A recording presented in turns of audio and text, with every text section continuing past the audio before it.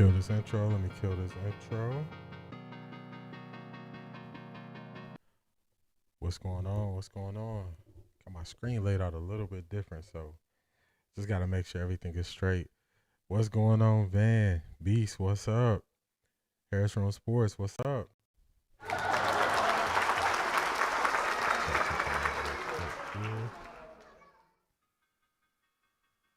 right, so I got the sound going.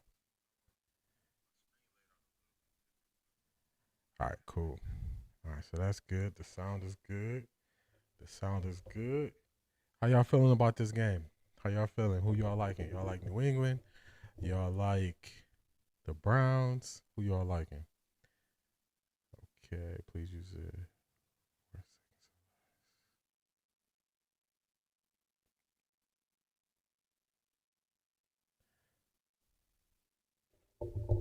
Zedric, what's good? Zedric, what's good? I'm getting some weird notifications on my end, so I'm just looking at them, trying to check them out, see what's happening. Hey Harris, no problem, no problem. Yeah, I was checking out your stuff last night, as I was getting ready for the Colorado game. Turn the mic volume up. All right, let me see. It could be the location of the mic, so let me change that. And let me hit this. Zedric thinks it's gonna be a close one.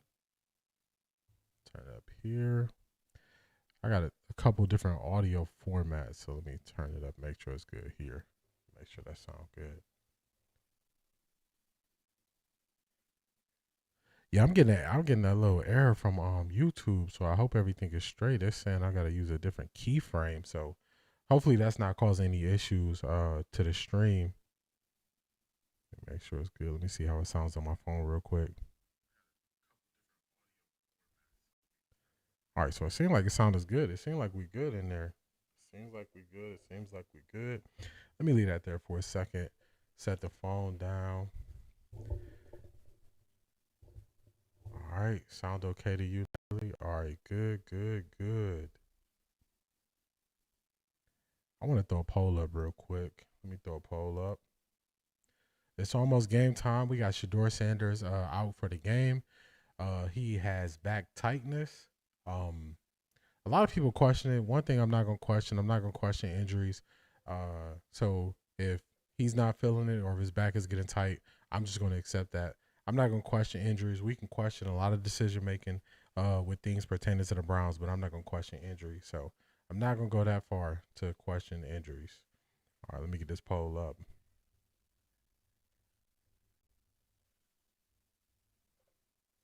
All right, let's go here.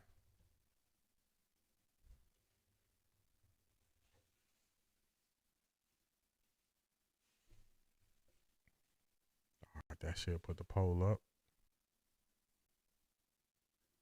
Let me see. I don't want to end it. There we go. There we go. Oh yeah, definitely good. Definitely good. I got this new light. I got this new light that I ordered, so that looks a little bit different to me. So how I looks a little bit different.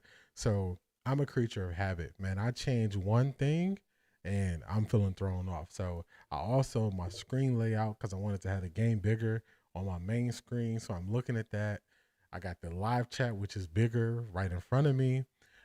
So just a lot of stuff going on. So if it's a little off at first, I'm not big on the changes, but sometimes you gotta upgrade. So just getting used to it. He might be getting ready to get traded. I don't think he's gonna get traded. I think there are teams who have realized that their quarterback situation is a lot worse than what they expected it to be, and they might be calling the Browns regarding Shedeur. I don't think he's gonna get traded. I think the Browns have I think they have put themselves in a corner where they are second guessing if a quarterback can go somewhere else and look good. So they had that happen with Baker Mayfield on a major level. Joe Flacco looked good a couple weeks later. You got Huntley starting today for Baltimore with Lamar Jackson out. So they got these quarterbacks who are going out here for other teams, and they don't want to keep looking crazy. So they're going to get the first look at Shedeur, I believe. Kickoff is upon us. Let's go. Let's get this sound up. Terrell Jennings and Travion Henderson. Patriots the only team in the NFL this season that has a kickoff return for a touchdown. That was Antonio Gibson, week 2. He is on injured reserve, and this from the goal line. It'll be Henderson. Stop short at the 28-yard line. All right, Mark. Drake May leads the NFL in completion percentage. Has already produced 14 touchdowns and setting Patriot records left and right, leading them to victory. Yeah, it's amazing right there. When you surpass Tom Brady in this stadium, man, have you done something. This kid is playing great football. And he hears Brady's name mentioned on film or somewhere once a week at least. Handoff from Andre Stevenson. Carries the load. And they're coming off 175 rush yards, their best of the year at last week. Yeah, no question about it. And the one guy who's the big-time drive starter, Stephon Diggs, he's a dude that I just love watching, not only on first down in the slot, but also third down. He's their chain mover, and he's a guy they've got to get involved early in this contest. I got to get settled in. Get settled in to the spot. Straight ahead. Big run on second down. Patterson's got a first down across the 42-yard line. First down. Well, the Browns They defense can't get gashed a lot top from the run 5 when it today. comes They got to to make sure they stopping the run and the pass. They allow the fewest yards per game in the league. Yeah, they have been amazing, and they've got 2 big-time players. We always talk about Myles Garrett, but in that secondary, Denzel Ward, he's a legitimate lockdown corner, usually plays on the left side of the defense. Couple of strong runs to start for the Patriots. May to Big throw. drop It's a back quick to throw. throw. He has him open. But he couldn't hang Good on. drop. Was Kayshon Boutte as he got across midfield. Yeah, it's just one of those things. I mean, this is such an accurate throw, and this is what Drake May has been so good at. Look at that, right on the hands of the wide receiver, picking out the guy in combination that is your guy and delivering a strike on time. And it starts with his feet. His feet have been so good. That's what leads to the accuracy that he's had all season long.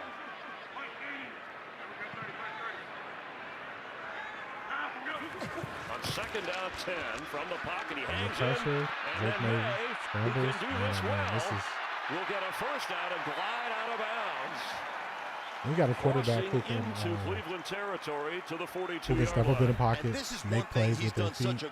They just add a different element that you got to deal with. This right here, and when he doesn't see what he likes, teams that run a lot of zone, or I'm sorry, teams that run a lot of man, they can get gashed like this. They want him to get to 3 and 4 on the opposite side, but that is what keeps drives moving. First downs, he's been exceptional so far this year. Picked up 16. He's run it 45 times this year. His average better than 4.5 per pop. Henderson the back. Pitch to Travion Henderson. Plenty of blocking out in front, and the ground game churning for the Patriots. The Browns got to show up this run. Love this kind of misdirection. They already ran a fullback inside. This time, the way they're running the ball is dangerous. And it's so The hard way they're to get running the ball is outside. dangerous. This is not to start you on the seats of the game. If you believe the Browns are going to get some things line done, up this so is not to start wide. you on the seat. That time they get the flip, so they already get to the perimeter of that defense. Really nice play call by Josh McDaniels. And he said that Henderson would get more carries this week along with Stevenson. Travion only had a couple last week, picked up 18, and now May to throw, and he has time. And he's going to get out of the pocket, be brought down around Better the tackle in the open 22-yard field line. by Carson One thing Wentz I've always loved about young quarterbacks is, and I always told them this, Chris, hey man, keep me out of third down and long situations. Give me a couple yards, scramble for a few. There you saw it again, checked out the left side of the defense, didn't like what he saw. Move up, get 3 yards, keep us in a situation where it's second down and manageable. That is good quarterback play. He picked up 3, and he said, hey, I got to learn how to hang in there a little longer for that second, third option before running, but take what you can get. Back to Stevenson, and he gets inside the 20-yard line. Finally, the Browns get to a third Mike down. Vrabel Let's see what they said can this do. week when they ran the ball so well, he said it was because That sub number is climbing. Yeah, Harris, I'm working on it, man. I'm really working good. on it. I mean, this is a young Trying to stay consistent, put that content out. That's why I said look into shorts, man. Shorts is another opportunity to keep growing your channel. So that's why I was saying, hey, think about doing some shorts. You already have the evidence down, already doing the video, so definitely look at shorts for sure. Third down 5. Where's Myles Garrett? Stevenson, top of your screen is a receiver. Man, they playing ball. This, I don't like it. He throws, caught, inside the 5. It'll be a first and goal for the Patriots. It's Ramondre Stevenson. I don't understand how with this 3rd and 5, you have all the DBs past the sticks. And then we got the running back running the slant inside, and it's just Stevenson. It's one of those guys you want to run between the tackles. Now all of a sudden, I can split him out and run a slant. Come on. Yeah. I just figured out how to pull them straight from the videos. I had to move my camera. Yep. After when we get a break, I'm gonna tell you this. And there was a hesitation. And he Good play by Alex Wright in the backfield. The minute he got the football by Alex Wright. Adjust sound, can't hear you. Well, this is one of those situations. You get those wide defensive ends, man. Watch how hard he comes down here and penetrates on the trap. That's Moses. Meet him in the backfield. We always go trap the trapper if you play defense. You saw it right there from Alex Wright. He went and took the punishment to Moses for that lost gain there on the run game. Loss of 4. Gonna throw it behind. I know what it is. It's the audio. I got the audio so loud playing the game. That's why I might sound lower when I'm speaking. Grant Delpit is slow to get up. We need him to fight through. Oh, Marie, I got something for you. I worked on something for you. Let me see. You about to lose your job. You about to lose your job. That's how you feel about Kevin Stefanski. Let's get that audio back going. Mac Hollins, maybe use some type of motion, get him involved in the game. And the tight end's always a target. You saw Jim Schwartz, his defense on 3rd and goal. What is May going to do? He's in some trouble here. Sacked by Myles Garrett on 3rd and goal. Great stand by the defense there to force him or hold him to a field goal attempt. Latanya, what's going on? How you doing?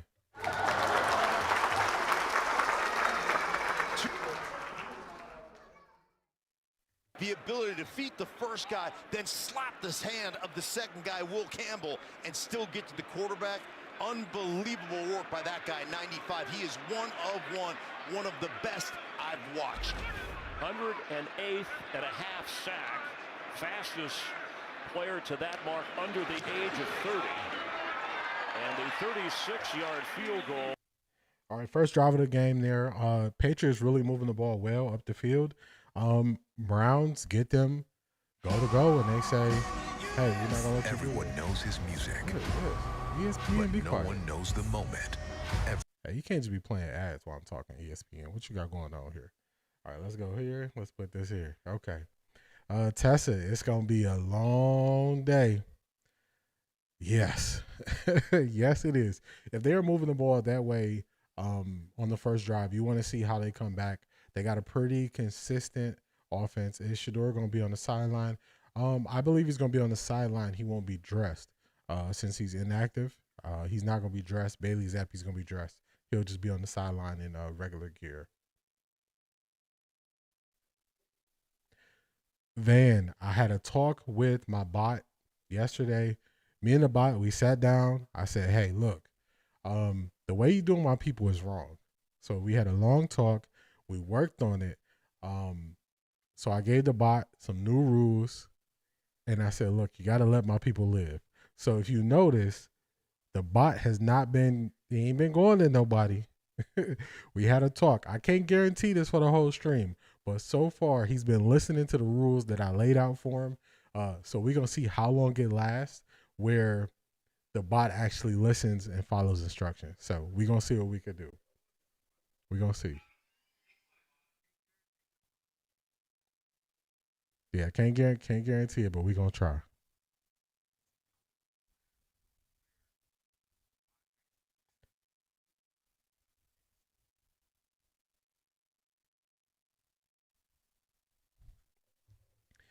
back tightness.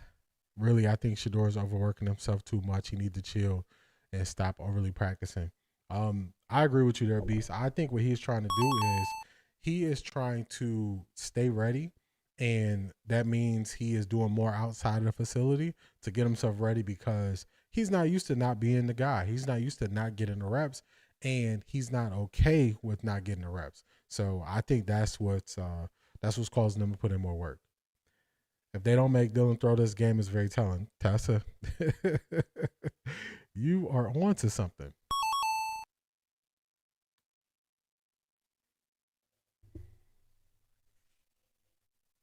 Let me do something here while we on this commercial break. We got to throw the thumbnail up. Y'all know what's happening when we throw the thumbnail up. You got to throw this thumbnail up real quick. Oh, my God. Wow. All right. All right, all right, all right.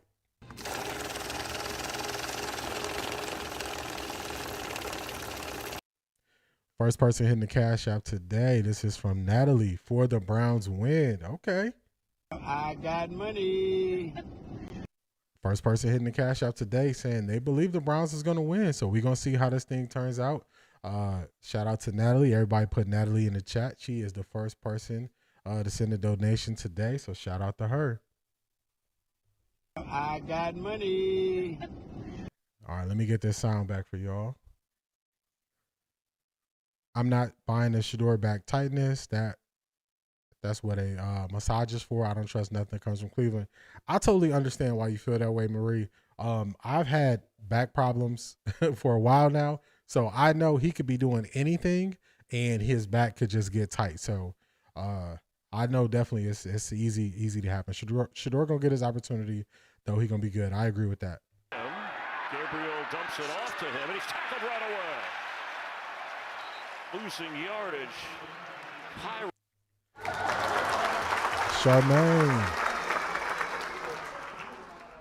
Charmaine, what's going on? Welcome to the party. So first play, Miss Jones, Shanithia, I'm not sure if she's here yet, but Shanithia said they're going to be running them screenplays to Quinshon Junkins. First play for Browns on offense, screenplay to Quinshon Junkins. She was right.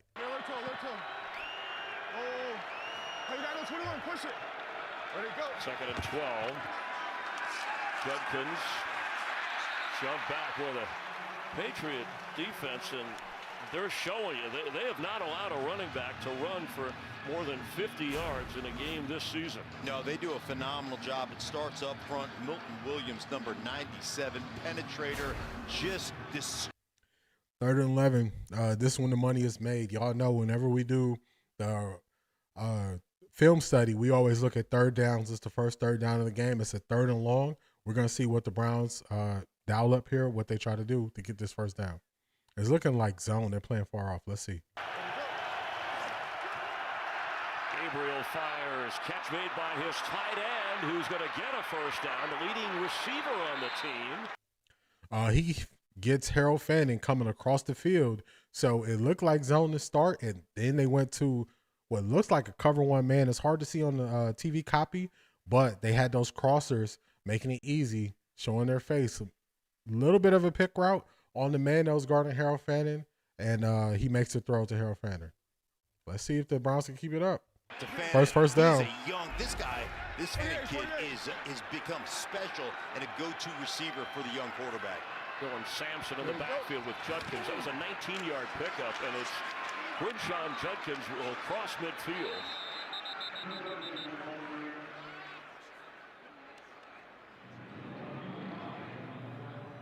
And I mentioned Quinshon Judkins. 2nd and 10. He didn't get no yards on that play. That's crazy. It looked like he at least got about 3. He had to gain a couple yards on that play. Okay, there it goes. Updated 2nd and 7.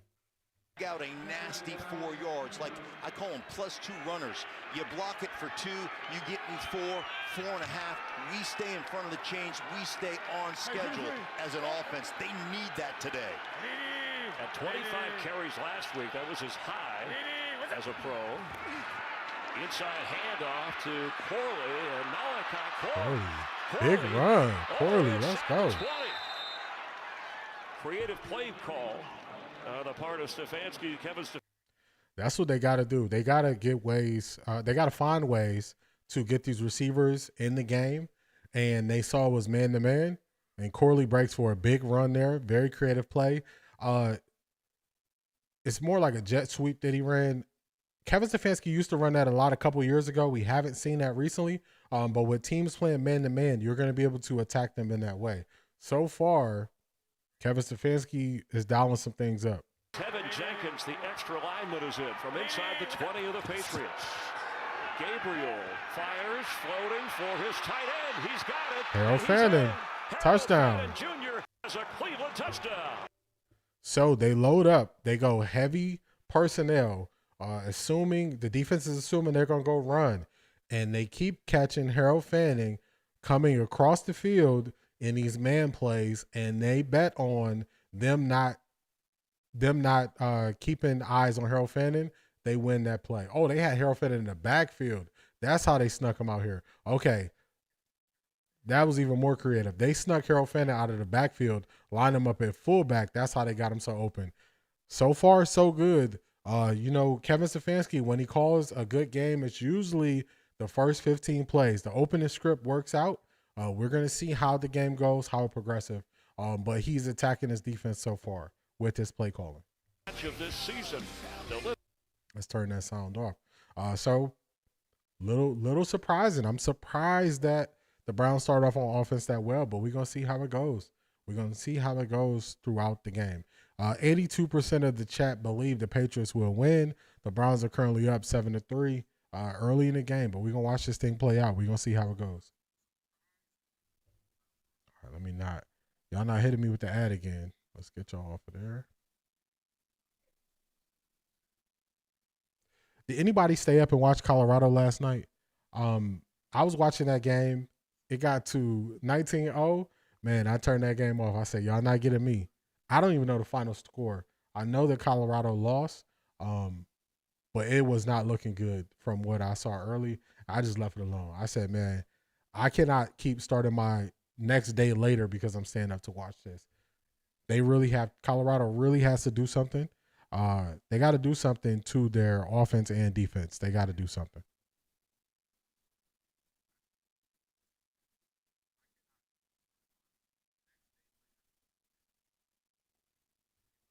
They got to do something. Let's see. D-Town. Yeah. That's why I just left it alone. I said, they not getting me today. I said, not today. They will not prevail. I'm going to sleep. Yeah, I didn't even watch the end of it. Tessa, I turned it off. It was horrible. Yeah, I couldn't do it.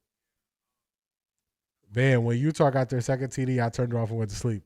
D-Town, horrible. Yeah, it was one of those, like, usually I'm not that fast. 57-3. Oh my goodness. I mean 53-7. 53-7. Oh my goodness. Don't ask, it was brutal. Fire Shermer ASAP. Salter is bad. Dang. Salter. So when I saw him throw the interception where he just locked in, on a running back out of the backfield, they had a single high safety. He never looked off the safety before he threw it to the running back and they caught the interception. I was like, oh no, this is going to be bad. When they run a single high safety like that, you got to start looking the opposite way of where you want to throw and then get back to it. So he wanted to start looking to his right, then go back to his left and throw it. The safety just watched his eyes the whole time. So, man, Colorado is missing the spark. I think they need a QB change. Yeah, I would have to agree. They are trying to give Caden Salter a long rope to stay in there because this is his last year. But at this point, you have to accept where you are in the season and you got to move forward. It's a hard thing you got to do. Also, Coach Prime, I saw very upset after the first touchdown, that long touchdown run. He was getting on the D coordinator. They're using Colorado's aggressiveness on defense against them with all the misdirection in the run game, and that is what's giving them the problems. You can't stop the run. It opens up the pass. The game is over. Salter said he watched 10 hours of film. That's not enough on discipline. For some reason, watching film, you want to pick up the tendencies, not to see exactly what they're going to do. So that could cause confusion with the quarterback. He could be confused, not know where to go. That could be an answer. But the problem is a team can't wait 7 games in college for you to get comfortable and see what's happening. You gotta know what tendencies are and what they like to go to. When he was drafted as the third quarterback taken, and what a difference in completion percentage that jumps out. But also he's protected the ball well while still getting the ball to different receivers and throwing it deep. And 67% his rookie year, that's not too shabby. Think about this too, changed coordinators, so he's in a whole new offense, new terminology, the whole 9 yards to have this kind of success early. And success on the ground as Stevenson carries across the 35. Let's get a game break and check in with Carissa Thompson. Carissa? Thank you, Chris. Eagles looking for revenge after losing to the Giants 2 weeks ago, and Saquon all day. Nice cut there, makes his way 65-yard score. Eagles up early in this one over the Giants, 7-0. Chris? All right, thank you. 7-3 here when they first had the... I think putting Juju in is going to give them the spark they need. I agree with that. If you notice, it's a lot of college teams that are going to their freshman phenom quarterbacks because it's time to make the change. It's time to get them out there, let them get experience. Also, I gotta say it. Do y'all remember they said Shedeur just throw all these passes behind the line of scrimmage, around the line of scrimmage. Anybody can run that offense. We knew it was a lot from the beginning, but obviously anybody can't run that offense. Shedeur made it look so easy that they think anybody could do it, and now you're not getting results. 3rd and 1, let's see what we get. Trying to get the first down. Stevenson won't get it. All right, 3rd and 1. Browns hold up. They stop New England. New England sends their punt unit out there early, but this is 4th and 2, so you got to be careful. Be looking for them to try something tricky. That's another thing I saw for Colorado and Utah. Utah ran the fake punt and threw it to their starting tight end. I was just like, man, they're getting anything off.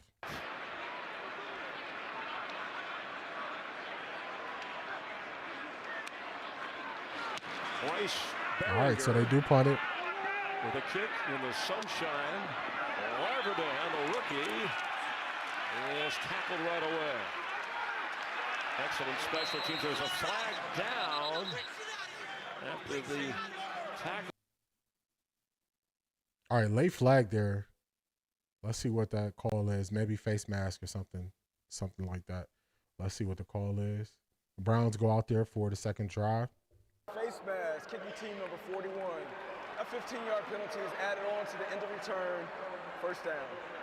Yeah, Brendan Schooler is who the official, Alex Moore, called for the infraction. Oh, man, Gage got away with the face mask, and then he got face mask. They both was pulling face masks. So Browns get a 15-yard penalty added to the end of that return, so they should get some decent field position. All right, we got to speed you up. Not hit me with the ass today, ESPN. We ain't letting it happen.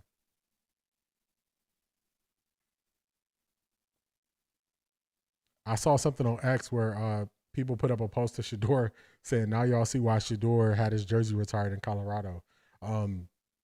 You don't know the value of a person until the person is not there.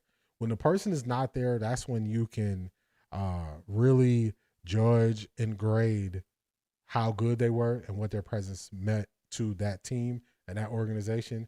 And if you ask anybody in Colorado if they want Shedeur back, they would take him back. So his presence was felt. He's a lot better than what people want to say he is. And Colorado was seeing that.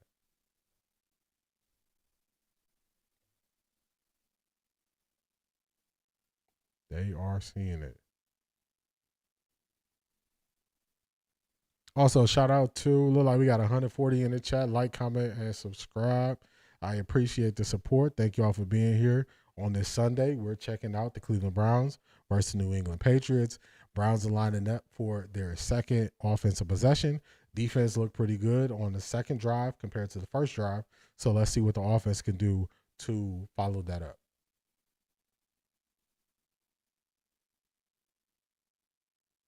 Man, who was all this with all these Super Bowl rings?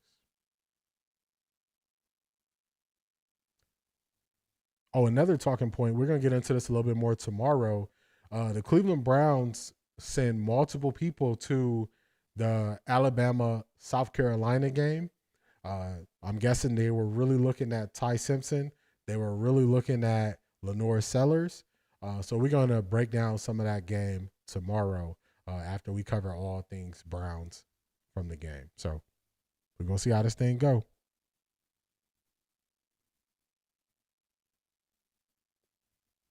All right, we're back. Pat, President, CEO of Fox Corp. Of course, Robert Kraft, owner of the Patriots, one of 21 advancing for consideration in the Hall of Fame's contributor category. And John and Pat came up to the booth to say hi, how much they enjoy coming up to catch an NFL game here at Foxborough. 7-3, 3 minutes and 9 seconds to go in this opening quarter. Second possession for Cleveland. Thanks, Shirley. I appreciate that. Just want to make a environment so you can be here to listen and also be around some like-minded people who are speaking on the game, from a positive point. So thank you for being here, Shirley. I appreciate it. Although Sanders inactive here with Bailey Zappi backing up, and so they're watching him grow game by game, Dillon Gabriel. Yeah, and you think about it. I mean, he faced the Minnesota Vikings the first week, right? And that blitzing defense faced Pittsburgh on the road last week in a monsoon in Cleveland. So they really wanted to get him, comfortable early, and you can see it so far. Had a season high 221 yards in the loss at Pittsburgh. Judkins in a crowd. See? They got to stop over-exaggerating the weather and what happened in that last game. You see how he said, he did this in a monsoon. Man, did you turn on any game film from that game? It was not a monsoon. It was forecasted to be really bad weather. It turned up not being as bad as the forecast. All right, so they got their Shador on the sidelines reading from the call sheet. He is not in uniform.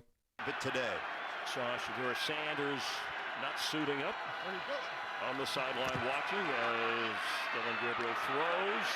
Judkins met right away at the 45, falling forward. That was Marcus Jones. All right, third down. It's money time. This is where the money is made. This is where the bread is buttered. Let's see what happens on this third down.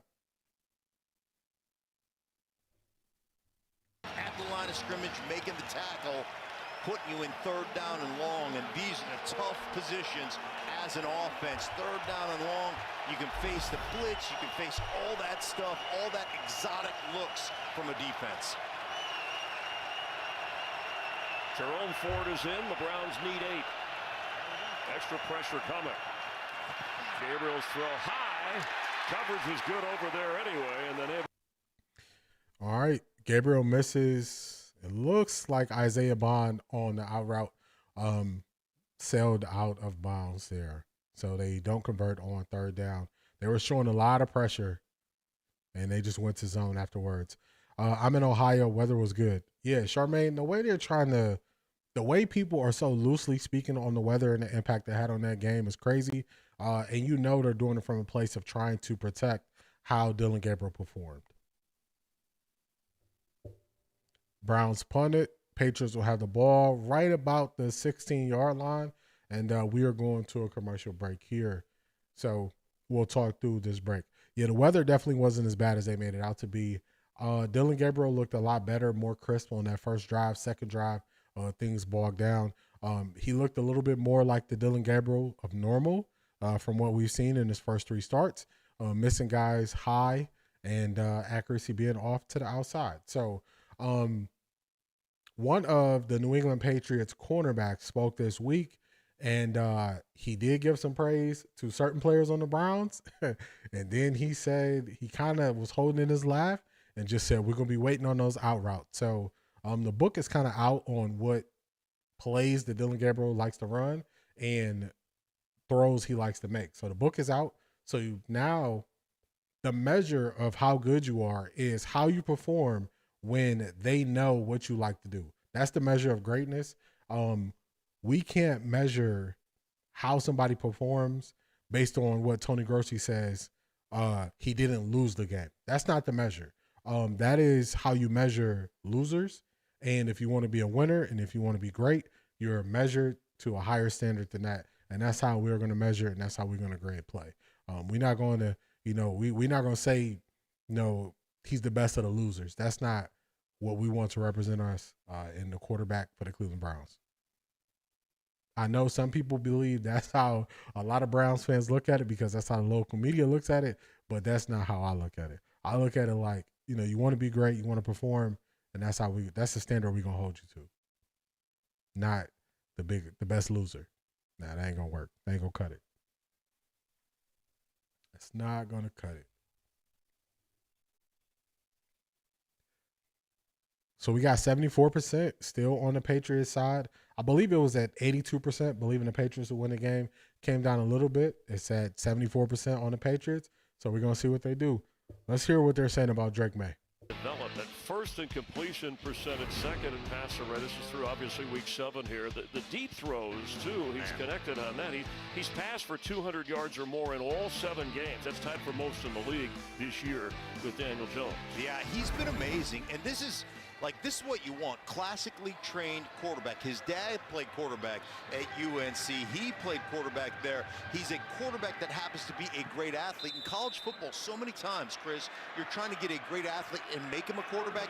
This kid grew up in the backyard with brothers playing quarterback from the time he was little, trained by his father. That's one of the advantages he has. From the 15, he fakes and May. Was he talking about Drake May or was he talking about Shador? I can't tell. One thing about the Browns is the truth and the Browns are total strangers. I can't argue with you, Donna. I cannot argue with you. When you don't know what greatness looks like, the things that you – dang, that wasn't pass interference? Okay. The things that you consider great usually aren't that great when it's really measured on the right scale.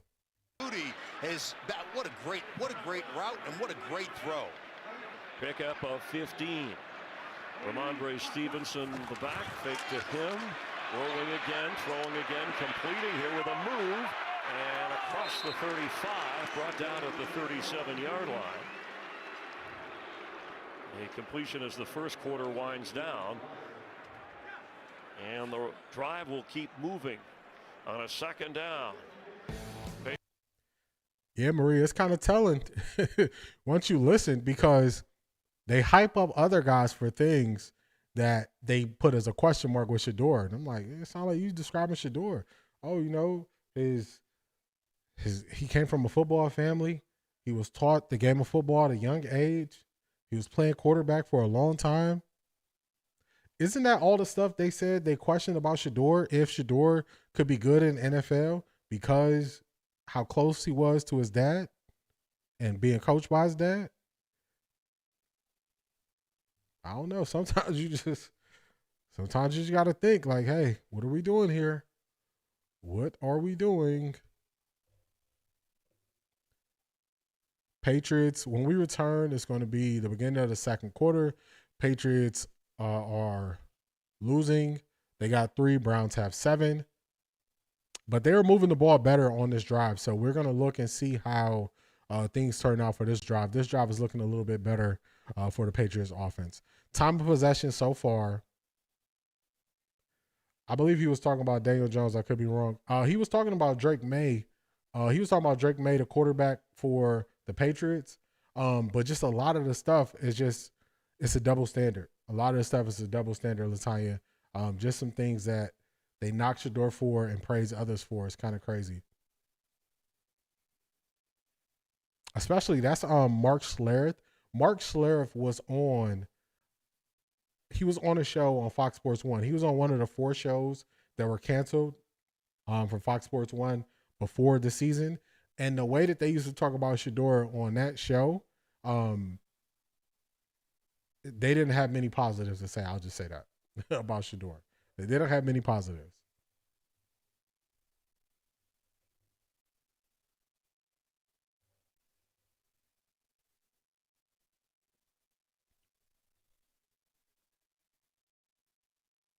Oh, no worries, Lasagna, no worries. Van, we made it all the way through the first quarter. So we've been on stream for 42 minutes. We made it through the first quarter, 42 minutes. The stream bot listened to what I told him. He is letting Van live. He is letting Van live. So we're going to see if we can keep this up for the whole game. We're going to see. All right, we are back. Time of possession. New England lead the time of possession 9 minutes to 5 minutes and 51 seconds. It is currently 2nd and 3. Patriots have the ball. Let's go. Their own 37-yard line. Stevenson, the back, Diggs in motion. The other way, pass is hauled in. Stepping out of bounds across the 40, Matt Hollins. One thing about this Patriots team, I know the quarterback, I know their 2 running backs, I know Stephon Diggs. I don't know any of these skilled players that they're throwing the ball to. I don't know any. I know Austin Hooper, but I don't know if he's caught a pass yet. But these receivers, they can throw the ball to anybody. 1st and 10, New England. Over the course of his career. Stevenson straight ahead, bouncing off one of his own linemen and gets across the 45-yard line. Yeah, and not only does he block people and he's catching the ball, but here's how this is Halloween. I mean, that's him right there, barefoot, rolling in. He's a chess piece. Basically he's saying, hey man, I'm the bishop. I am the chess piece. That's a bishop? Yeah, I think it's I don't really know. I was more of a checkers guy. Yeah, I'm not quite smart enough to play chess. That looked like a pawn. All right. The barefoot bishop, Mac Hollins, who worked his way up from special teams. And can he get rid of it? No. Lunging forward, Alex Wright brings down Drake May. Alex Wright with the sack on Drake May. Alex Wright really having a big year. The Browns really have a decision at the end of this season what they're going to do with Alex Wright. They send Delpit on the blitz. They got to push up in the pocket. That is how Alex Wright gets the sack. So mix it up, kind of confuse them. Don't just drop back, go man all the time, and rely on your front 4. Throw them off a little bit. So far, 2 sacks on Drake May, 4 hits, 4 hurries. 3rd and 9, money down.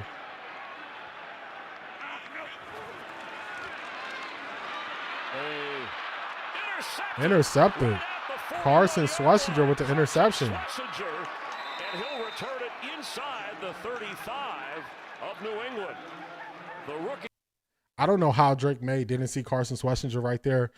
He was maybe 8 yards away from Drake May. Drake May trying to make a play on 3rd down. He threw it directly to Carson Schlesinger. I don't know how he didn't see him on this play. The pressure was getting to him. Myles Garrett was there. They sent the tight end to Chip. He just threw it right to him. I don't know how he didn't see him. He threw it directly to him. Crossing route with Diggs. He started the line of scrimmage, then he dropped late. And when you drop late like that, oftentimes you lose that as a quarterback because he started with the rush, came out of there as a spy. Beautifully executed by Cleveland, and they're back on the march. First career interception for the rookie from UCLA, Schlesinger, who leads his team in tackles. And the first turnover of this game. And coming out throwing is Gabriel. A gang of Patriots get there to shove back. David Njoku, who is expected to play 25 to 30 snaps. He didn't play last week because of the knee injury. They try to run a tight end screen right there to David Njoku. They get stopped behind the line of scrimmage. They lose a yard at 2nd and 11. I think I'm starting to figure out why it's so hard for them to catch Dylan Gabriel's passes. He's not using touch. Like that pass, that should have been a softer throw to David Njoku so he can get it and go. He really had to make sure he could secure it because he's throwing darts 5 yards away from the guy. They get a takeaway from the 35 after losing a yard. What the offense can do. It's Judkins, and he'll work his way, trying to push him inside the 30 even further. Came in averaging about 4.5 a carry, 5 touchdowns for the rookie running back drafted in the 2nd round from Ohio State. I don't know how I missed your comment, Marie. That's crazy double talking. A double-minded person is unstable in all their ways. Yeah, I agree with you right there. I don't know how I missed that comment, but I definitely agree, Marie. 3rd and 5. It's money down.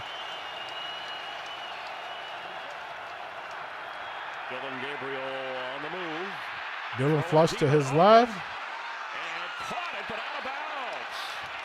Isaiah Bond was well. Dylan Gabriel gets flushed to his left, his strong side. He plants his feet. He makes a throw to Isaiah Bond. The throw leads him out of bounds. He jumps up to catch it, but he's out of bounds. Let's see. They're reshowing the play. Let's see if it could have been a – oh, no. He's wide open. Yeah, he saw him too late. He should have let him up the field. He had to come back and wait for it. He should have let him up the field towards the touchdown.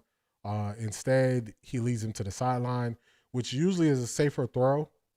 Browns are attempting a field goal here, 47-yarder. From 47 yards away, and that kick is off the mark. It's not good. So there you have it. Browns missed a kick. They can't capitalize off the turnover. They can't make New England pay for that. Just 2 plays right there. These are plays that losing teams make. You got to make teams pay when they turn the ball over and give your offense good field position. Dylan Gabriel, get into the right read eventually, but underthrowing it versus throwing it towards the touchdown, giving his guy a shot to make a play on the ball. 47-yard field goal, missed by Andre Smith. So you can't have these situations happen too much. I got a hair. It's really throwing me off here. Yeah, just lined myself up before, and now it's getting to me. He has to do better read progression. I agree. Got to get to it faster because right away on that play, Isaiah Bond was open. Isaiah Bond throws his arm up. He's waiting for the ball. So it's just break down the steps. You got to get there faster. Or you got to have a mental clock on where your best opportunity to win is. So, but you got to get through it faster. You got to make teams pay when you force turnovers, when your defense is playing good. You gotta get up. The Browns, they should at least be up a touchdown right now. They should be up a touchdown. They're only up 4 points. New England on the sideline, they're telling their team, hey, we turned it over. Good afternoon, Ms. Brown.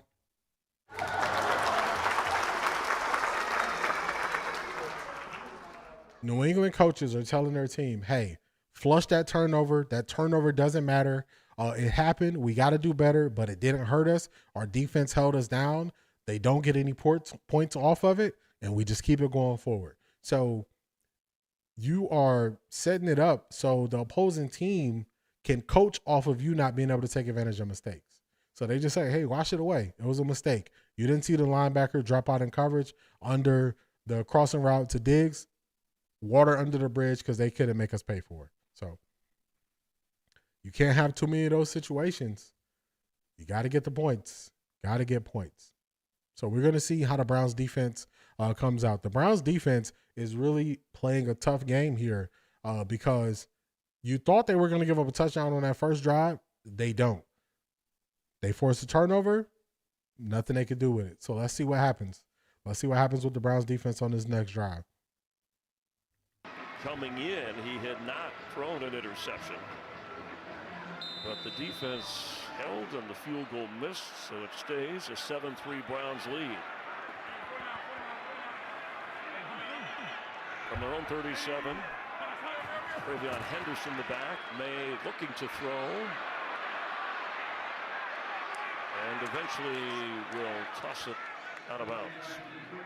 All right, so on this pick, you're third down. You want to get this ball to Diggs, who's going to come right here. But watch what happens with Schlesinger inside there. One thing Vrabel is good at using people's weaknesses. Yep, that's what you got to do. In competition, you have to exploit a team's weaknesses. You have to. Again, there he is, Johnny on the spot, gets the ball and turns it over. Browns did a good. All good, Ms. Brown. I know you got things to do, but, I always appreciate you being here. Oh, my goodness. Big play up the middle. Who is that? Austin Hooper? No, not Austin Hooper. I'm telling you what, let's just get right down here and go right down the seam. Nobody covers him. Somebody's got to pick him up, run with the tight end between the split safeties, and That's too easy. It's like stealing. And he has so much touch as a quarterback. That's what he's done so exceptionally well, getting Hooper the ball. Denzel Ward makes a great play there, getting Hooper down, because I don't know how he just split the defense like that. But out of that draft behind Daniels and, of course, Caleb. Pass high, but caught. Matt Collins takes it out of bounds. All right. New England offense is starting to roll. This is what happens. You got to take advantage when you get turnovers. Just like that, the game is flipped. They got the momentum. They're driving downfield. Quarterback first off, flag that ball out there, show it to the defense, and then here it is, inside, get to the corner. Matt Collins, as we talked about, not only a great blocker, but a decoy. What's going on, Jeffrey? I wasn't the biggest Drake May guy coming into the year, but he's definitely impressed me this year. Browns with a good stop on first down run attempt. Alex Wright is having a big game, big game right there. Shut it down in the backfield. The things when you play across from a guy like Myles Garrett, and he plays with such effort and such strength and speed and alacrity. I mean, you can't help it. You watch him on film, you're like, damn, I got to pick up my game. Alacrity? I don't even know what that means, but okay. All right. Playing beside a guy like Myles Garrett and what he does and what he brings to this defense. Wright has pushed ahead of Isaiah McGuire for playing time. Stevenson now comes in at running back on 2nd and 12. May fires, and it's Hollins again. Short of the first down, but another catch for Mack, who came in with only 11 catches this year. Drake May is more accurate than I thought. I don't know why I didn't think he was this accurate. He is just his touch. Like, this is the difference in okay quarterbacks and good quarterbacks. Dylan Gabriel tried to push the ball on the field. Yeah, he did. He took the safer route with throwing it to the outside versus touchdown. Let me let this 36. Let me let this go before I speak on Drake May. Outscorer here, and that's Hollins in motion. They looking the other way, and now he's in trouble, and they're going to bring him down at the 19-yard line. Myles Garrett with another sack. And let the Cleveland local media tell you Myles Garrett don't show up. Okay. Great play there. Beats the double team. Makes the sack as Drake May tries to step up. One thing I wanted to say about Drake May is he has touch on these passes, and that's how he's able to get the ball up and over the first level of defenders. 4th and 13. Patriots are lining up for the field goal. Outburst after the Pittsburgh game said we have to string wins together. Team responded. This field goal from 32 is good. Looked like it was going to swing out. It goes right inside the left upright. So it's a 1-point game. Browns should be up more. It's a 1-point game. What's going on, Brett? How you been, man?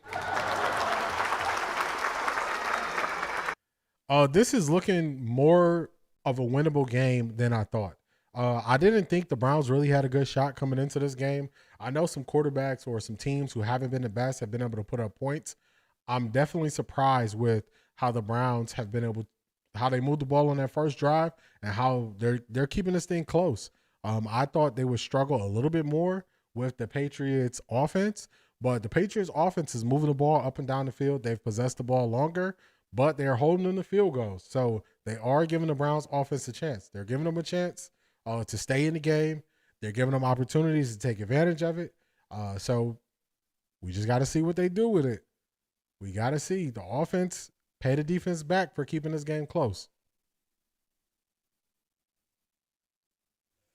I got the red zone on my TV, so y'all see me looking to the right. Man, Saquon, is that another touchdown?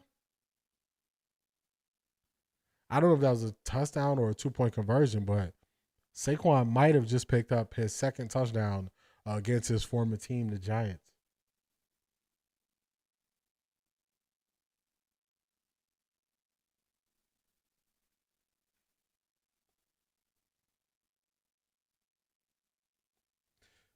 Yes, Drake May is definitely an athlete. I knew he was an athlete. I knew he was an athlete coming out of North Carolina. I knew that, but I didn't know that. I didn't know he had this type of touch.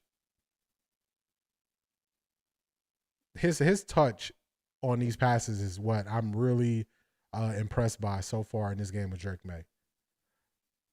Tape don't lie. Dylan appears to hear the noises about not pushing the ball.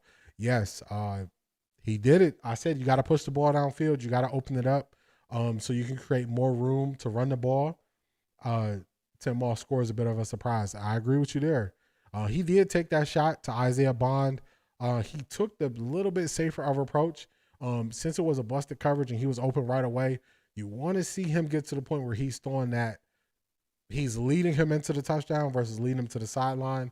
But he took the shot. So that's a step. Raul, where you been at, man? What's going on? Can I take your Cade York and raise you a Phil Dawson? Is he available? Is he doing anything right now? Let's see. Patriots are kicking off. Back to the Browns. That drive close. On the return. Malachi Corley. And out of bounds around the 25-yard line. So the missed field goal cost Cleveland after they had the defensive takeaway. Shout out to you, Marie. Yeah, 268, right? Watching, 47 likes. Come on now. Get them likes up. Get them likes up. Y'all here, y'all enjoying it, get the likes up. To start leaning on this defense to keep that play action alive. They've gotten behind them a couple times on that play action. You need to continue to run this football. And they do with Judkins, who's trying to get outside. I love that finish right there. I tell you what, that takes. All right, let me get to a couple of y'all comments here in between plays. Is Shador second quarterback? No, Shador is inactive for the game due to his back tightness. Bailey Zappi is the backup quarterback. Dylan Gabriel, when he was at Oklahoma, he used to throw it deep downfield. Yeah, I'm not sure. He's kind of changed his stripes. Today I saw the video of Gronk interviewing Drake May. It was a good video. I'm going to check that out, Van. Let's get this next play. Missed the first 3 games with the hamstring. That's another carry. Short run right there for Quinshawn. It's going to be about 3rd and 5. Turnovers hasn't hurt them, but kept it close. I agree. Who is that scoring on Baltimore? He does play scared. I agree. He looking like Mike Vick and Brady. Two-man. Who we talking about here? Who we talking about looking like Mike Vick and Brady? That's some high praise. Does Shador back tightness move him to QB3? He just inactive. They only got 2 QBs available. Yes, enjoying the stream because the host understands the game and is relevant in the comments. I appreciate that, Tim. I'll try. Browns can't pick it up on 3rd and 5. As a young player, man, you got to get your head back inside to your quarterback right here. Look how late he is getting back around, doesn't locate the football. As soon as you come out of that break, snap your head around and expect that football. That has got to be complete, especially when you're trying to get a young quarterback into a rhythm. That's on the receiver. Marcus Jones will come up on this at the 25 of New England. And get something out of that. All right, so I'm going to disagree with Mark Schlereth there. I think that's on both of them because Dylan Gabriel makes the right read. He gets his head around, but he is throwing hard. He is throwing very hard passes and really sticking it on people early. Like the pass earlier in the game that he threw to Njoku. It was a screenplay. He threw it so hard at Njoku that he couldn't just catch it and go. He had to really make sure he secured it. So I'm saying that's on both of them because the ball is on you so fast. It's coming in hot. Like that's why they have that phrase. You got to know when to throw the hard throw when you're trying to get it in a tight window. But when your receiver wins the rep and you were throwing it tight on them like that, I can't put that all on the receiver. The back injury crap every time the pressure come the NFL is a plantation. Trying to follow a little off there for me. Shedeur will be okay. He missed in training camp as well due to shoulder soreness. He'll be fine. I would tend to agree with you, Jeffrey. My 4 girls, if I was Shedeur, I would have muscle pain each week. I would not save them. Unfortunately, by doing that, your teammates will look at you sideways, and that's the last thing you want to happen. You don't want the people who put their bodies on the line every week to look at you as if you wouldn't put yourself out there. Q Dog, that wasn't a good ball. Yeah, I would have to agree with you. It's a time and a place to throw a very hard pass. It's a time and a place to do it better. It's a time and a place. Like, anytime something happens, they only put it on a receiver. They never put it on the quarterback. So if you notice, he didn't say anything when Isaiah Bond was open, streaking up the sideline. Asante, what's good? What's going on?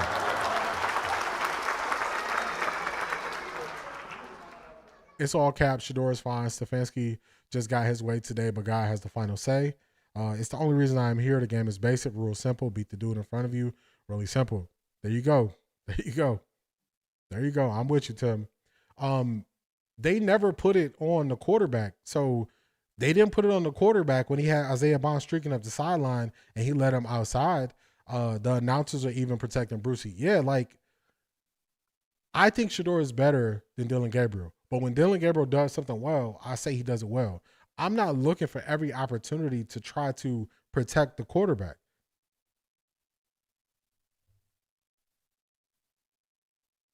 Hey, Lone Wolf, hey, I appreciate you being here, but I'm not going to force you to be here. I'm going to say what I feel. I'm not just going to say what someone else's feels. That don't make sense. First down, run play. Oh, my goodness. How did he break out of that? He should have been stopped in the backfield. He ends up getting the first down. It's going to be 2nd and 1 after that. Shedeur isn't going to save the team. Anyways, bad coaching, undrafted, free agent receivers. Jerry Jeudy not making big plays this year. I don't even know if we've called Jerry Jeudy's name. I don't think he was out. I don't remember seeing him being out, but we haven't even called his name. So surprised by that. James Cook is going crazy like that. Oh, my goodness. High 88 yards on 18 carries, got 9, but can't get the first. Good low tackle to keep him short of that first down. Great play by Devin Bush and Carson Schlesinger to stop Stevenson short of the first down there. So now it's going to be 3rd and 1. Let's see what we can do. Pinch their defensive linemen, scrape their linebackers, makes it hard to pick them up in zones and makes it hard to pick them up in the run game. And that was Devin Bush just scraping across there, getting into that backfield. And movement and a flag. The Browns will help you with the call. False start. Offense number 71. 5-yard penalty. 3rd down. Alex Moore, our referee. Well, that's not the one. That's the one guy that's been there. They changed the other 4. Owenu right here. I mean, we can't have that. You got to be able to hold your water, hold your. 3rd and 1. You can't jump off sides like that, big guy. You jump straight off sides. Too obvious. A 3rd down and medium situation, never a good thing for an offensive line. Maybe he was thinking about Myles Garrett or the way Alex Wright is playing today. Backs him up. 3rd and 6. May has targeted Diggs twice, but no catches yet. Floating one down the sideline and incomplete for Kayshon Boutte. Miles Harden, the nick. All right, Miles Harden makes a play there. They get him off the field. What started out as a 2nd and 1 ends up at 4th and 6. That's bad. You got to play more disciplined football there for the Patriots. I believe Jeudy was questionable coming into the game. He may not be in. Yeah, you could be right.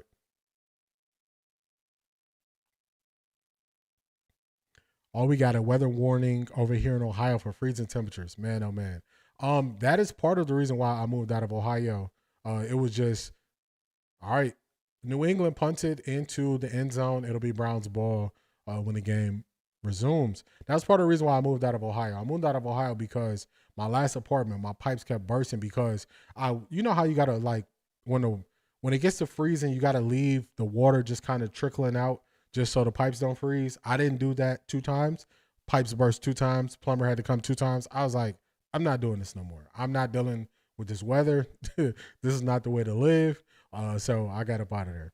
I predict if we win, it's because the team as a whole grades out better than a C+. I would agree with you there. I would say the defense is doing their side. The offense has to do their side. Offense has to do their part when the defense is playing as good. You got to step up. You got to pay the defense back for playing a good game and keeping it close.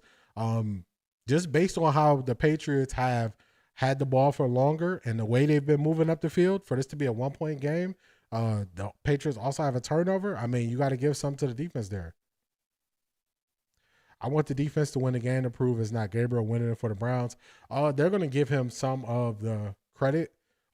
Even when the defense plays well, look at last week. You know, they're going to find a way to say, well, he's not losing the game. Ohio weather is ridiculous. Be nice and hot, then all of a sudden turn out cold in the same day. Jeffrey, that is a fact. A couple summers ago, I can't remember what summer it was, but I came back home. I was there for like a whole month because I was working remote. And when I was there in the middle of the summer, I was there for July going into August. It was one of the coldest summers that it had in Cleveland. I want to say this was 2022 maybe. I was like, you know what? I'm not doing this no more. Poor DG playing QB in the NFL versus NFL defenses. Can't believe the talking points used saying he had to play hard defenses. Shame. Hey, you got to watch who they protect. Dang, D, weather is better here in Texas. We only had 1 month of really cold. Y'all only have 1 month of cold, but when it gets cold, y'all get ice. Y'all get all type of stuff out there in Texas. But yeah, Cleveland weather is not it. I had to get up out of there. I had to go. I was like, I'm not doing this. And it could go from summer to winter to summer all in a week. Like it's all over the place. All over the place. Bailey Zappi is the backup they're showing them now. Let's see what the Browns do. 1st and 10. After Corey Dillon, the running back, former Patriot and Bengal running back Corey Dillon, his brother named Roman, after Roman Gabriel, and Garrison after Garrison Hurst, a football family like his counterpart you mentioned a moment ago in Drake May. Judkins, the running back, fake to him. And Gabriel will throw and completes. Jamari Thrash all the way up across the 40-yard line. It looked like the Browns were trying to take another deep shot there. Gabriel rolled out to his left. He got the ball to Jamari Thrash, who was, let's see, he sat down in the middle of the zone. He was trying to get Isaiah Bond got behind the defense. That's what he was looking at. Really nice job by the young fella. Up to the 41 on a 21-yard gain. Back. Flea flicker. Gabriel, that hardly had time to develop as Christian Barmore was in on that. Hey, Dawn, how you doing? I want to go back to this good defensive play. Yeah, well.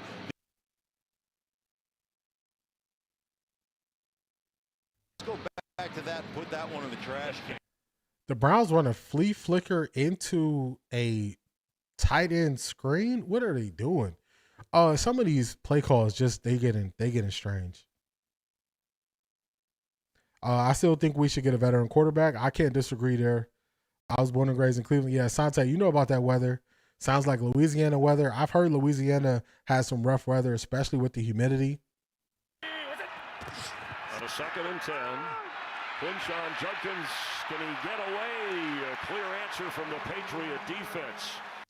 2nd and 10, New England Patriots sell out to stop the run. They stop him in the backfield. That is tough. That is tough right there. It's going to be 3rd and long. We're going to be looking at like a 3rd and 12. Jamari Thrash has been showing some good stuff lately. And how do you miss Isaiah Bond there? Yeah, they dialing up these deep throws for you. You got to be willing to take the shot. Got to be willing to take the shot. This is a Fox broadcast, Don, so I'm seeing it on Fox. Loss of 4, a quick pass. He can throw it. It's Larvadan. He's going to keep it and work his way back to about the 39-yard line. And give Spillane and Chase Sut credit again. They are trying their best to get creative to move the ball. But that right there, I want to see this on the all-22 So they throw it behind the line of scrimmage to Larvin. I don't know who he was supposed to throw the ball to. I want to see this on the all-22. They're trying to get creative. It's just not doing much.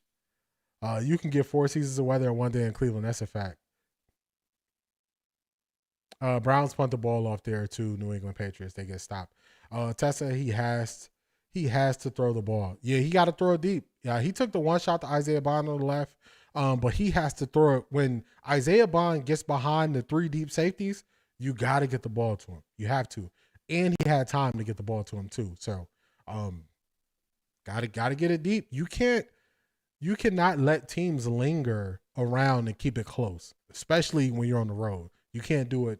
You got to start making these teams pay when you're beating them. You're dialing up to beat them.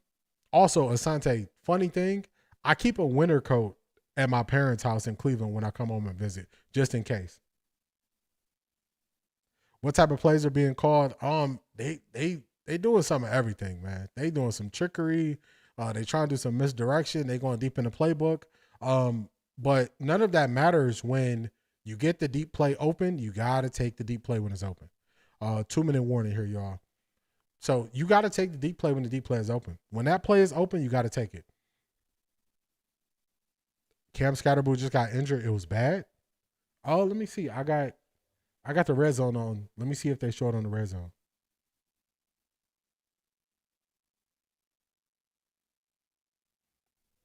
That's a major blow. That's a major blow for the Giants because they're already down their starter who is ahead of Scatterbull.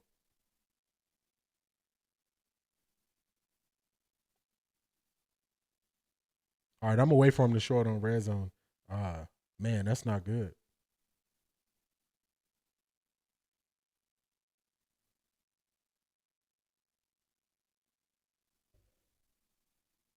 Yeah, I like Scatterbull. He was one of the guys I wanted running backs out of the draft, especially if we took 2 running backs. He was one of the ones I wanted.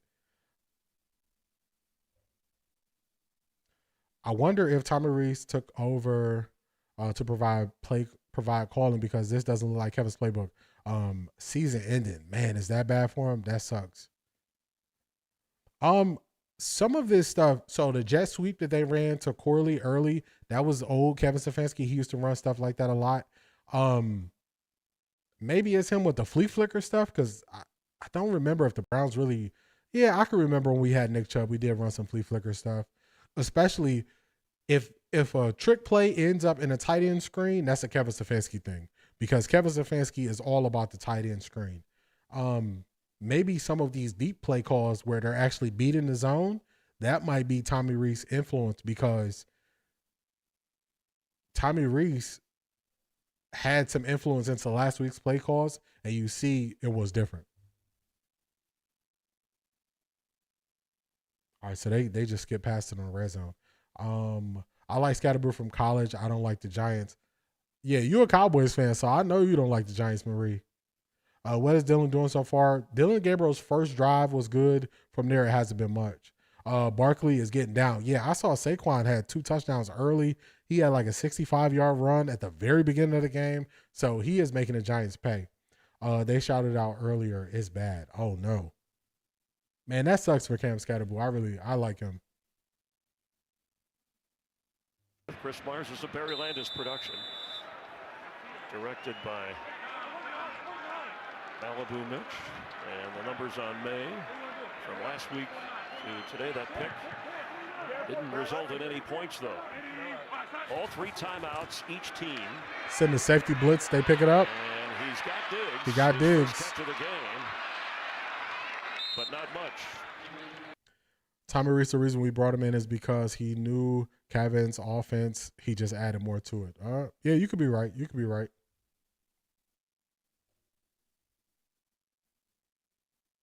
Broke his ankle. Oh, my goodness, man.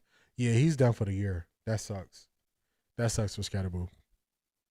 This guy, he is the go-to receiver from the slot and become kind of the favorite target of Drake May. He's just been nothing but exceptional and a leader for this team.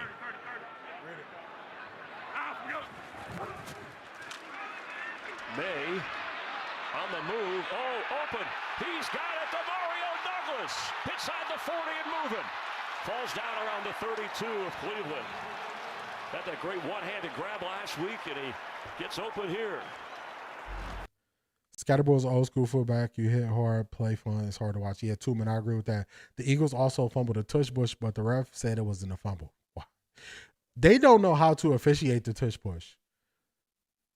Oh, man, he pushed off really hard on Delpit. I don't know how that wasn't pass interference. That was a big push off on Delpit. Off to the side of the screen, and then look at the cross the body. That is just not a good throw, but that's a great throw. Moving to his right, throwing it back to his left, finding the little receiver Douglas, and they are. Browns need Gruden. You know, a lot of people are against the Browns going after Gruden. I watch a lot of Gruden's breakdown when he's breaking down defenses, offensive play calls. I think it's really good. So I don't know why they have the disdain for Gruden as a coach, but if you notice anything local Cleveland media, somebody brings up John Gruden, everybody is against it. I don't know why.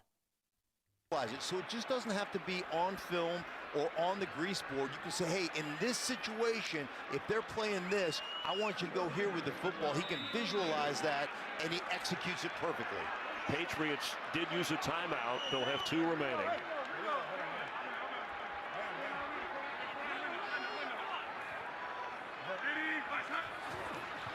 May, pressure coming, and he gets rid of it. For Stevenson, fighting down the sideline. He came away with the football. Let's check the feet. Out of bounds. Effort. Man, that was almost a crazy play right there. He got up. He's came down out of bounds. All of it's from Kubiak's system. Shanahan and Kevin is all from it. I agree. I think Kevin Stefanski lost some of the principles that they still have with their systems. He definitely doesn't run wide zone as much as like a Gary Kubiak offense. And then Shanahan runs quick passes and utilizes like a fullback and the tight end a little bit better to me than Kevin does. May, who's in the pocket, and the ball. Myles Garrett strip sack. And there's a scramble around the 37-yard line. It looks like the Patriots got it back. Myles Garrett is wrecking this game. Wrecking this game. Strip sack on Drake May, but one of the Patriots offensive linemen gets on the ball. I think the Browns should wait for the Dolphins head coach. It's not his fault that his quarterback is terrible. I don't know if Mike McDaniels would be a good head coach again, but if I could get Mike McDaniels as an offensive play caller, OC, I would take him. Call Eddie George. Yeah, isn't Eddie George coaching at a HBCU? Why did the Raiders fire Gruden? Wasn't he the head coach at the time? The Raiders fired Gruden because they released the emails that he was sending to DeMaurice Smith in that email scandal. He is currently suing the NFL for that right now. Yeah, Toolman, you got it. The email scandal. What's good, Kyler? 3 sacks. Yeah, Myles Garrett is wrecking this game. Myles Garrett is wrecking this game. He is putting his stamp on it. Strip sack there. He is wrecking this game. And this is 4th career game against the Patriots, and again he's surpassed. He's up to 110.5 sacks in his career at age 29. I was going to say not today, that would be a record, but in his career, yes, that's amazing. He could, if anybody's but he's been double teamed. Hey, he's got 3 sacks. He's been double teamed on all 3 of those sacks. I like what Jim Schwartz said. We're not going to treat May as a young quarterback because he's earned the respect of a guy who. First charge timeout of the half, Cleveland. Plays with it. All right, 3rd and 18, money down, 29 seconds to go in the second quarter. We're going to see what New England attempts to do here. He resigned, but also some bull crap with the private emails leaked by the league. Yep, that's correct.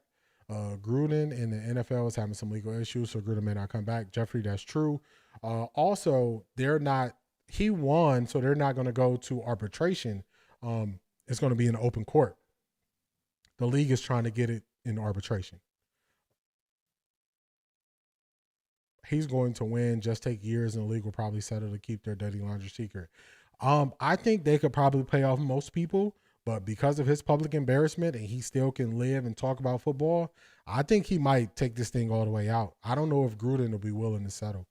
You know, every once in a while you get that stubborn person that's not going to settle.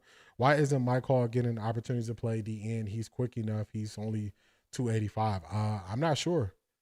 Coming back off the injury, they might be hesitant with how they use him, though. What a half he's already had, Myles Garrett, and a whistle. And false start on the offense. False start. Offense number 85. 5-yard penalty. Third down. That's what happens when Myles. The Browns lose this game. I think they're going to find a way to blame it on the defense. I think that's what they're going to do. Find a way to blame it on the defense. Garrett is the defensive Joe Childs. Perfect example there, Brent. Ty All, how is your miniature QB doing? Miss Tien, he had a great drive on the first drive. It hasn't been the same since the first drive. Fish. Third down, trying to get something back, and he does. They shot Booty inside the 25 on a really good throw. Look how close he is. Let's check that first down because they have one timeout as the clock is running here.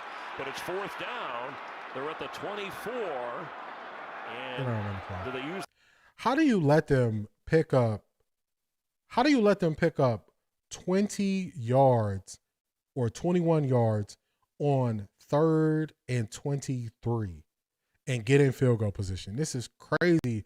Now they have a chance to be leading going into the game. That was a great dagger concept. They ran a clear out route. They got him wide open where he wanted to be, right about an 18-yard route that he ran, and you need time to run that. It's just crazy. How do you let that happen? How do you let that happen? Great time to dial it up by them. They're going to get a chance to be leading in this game going into the half. They're definitely going to be going for a field goal here. It's crazy.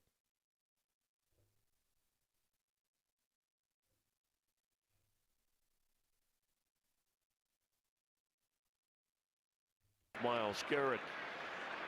Borregales will try from 42 yards away. He's made from 36 and 32 already. This to give the Patriots the lead.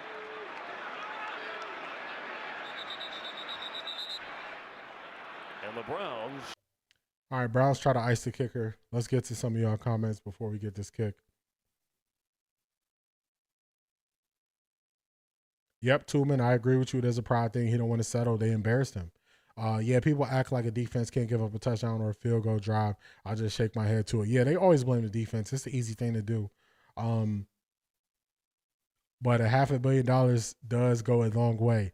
Tooman, you were onto something. If what he could expose would really tarnish the league to the extent of how the NBA is being tarnished right now, they might have to keep upping that number. Of course, Dylan Gabriel in the 2-minute drill is what he's at his best. Yeah, because it's all quick reads. He ain't settling. You're right. They're not settling. Let's see what they make the field goal here. The kick from 42 is good. Just like that, halftime, New England Patriots 9, Cleveland Browns 7. That's how it goes, y'all. When you don't capitalize on turnovers and turn it into points, you let this team keep it close, and now you're losing a game that you should be winning. It's insane. The defense is playing good. The offense isn't taking advantage when they get the ball. It won't be because of the defense. Marie, I definitely agree with you. I just think that's the narrative that they will use. So if this game stays close and it's like 14-12 or something like that, and then it's a last-minute drive, and they end up losing the game that way, they're only going to look at the defense. That's what they do. Mess with his livelihood, character, ego. It's about to get real. That's a fact, Tim. This is the Giants and the Eagles. Let's see. Drew Watson's Jackson Dart as Cam Scatterboo, the fine running back, had an option route. He actually set it up outside, cut back inside. He was wide open for an 18-yard touchdown. We're tied at 7-all. And then after a fourth down conversion, Hurts finds Saquon Barkley with a 9-yard touchdown. He was wide open. Eagles 14-7. And then to Scatterboo, Jackson Dart throws to Scatterboo, goes up high, comes down, lands awkwardly on his ankle. Oh, man, I just saw the Cam Scatterboo getting injured. Oh, yeah. Dang, you definitely don't want to see that. The NBA, let's get to y'all comments here. The NBA needs to figure out something. Bring back hand checking. It's so boring to watch a basketball nowadays. Yeah, you know what it is? It's hard to watch a basketball game if it's not like the sole team you root for, or if it's not just a player you really want to see. It's so hard for me to just go watch I'm trying to think of two teams. Maybe Atlanta versus just a random team. It's so hard for me to watch that game. So I agree with you. Yeah, scandal with the NBA is helping. I agree. Gabriel's a first quarter QB. Once teams figure him out after the first quarter, it's a wrap. I mean, you got to put Kevin Stefanski in that bucket too. Kevin Stefanski is a first 15 guy. Basically because he doesn't throw the ball correct. Yeah, he's not willing to go deep enough. He's not willing to go deep enough. Let me add that enough there.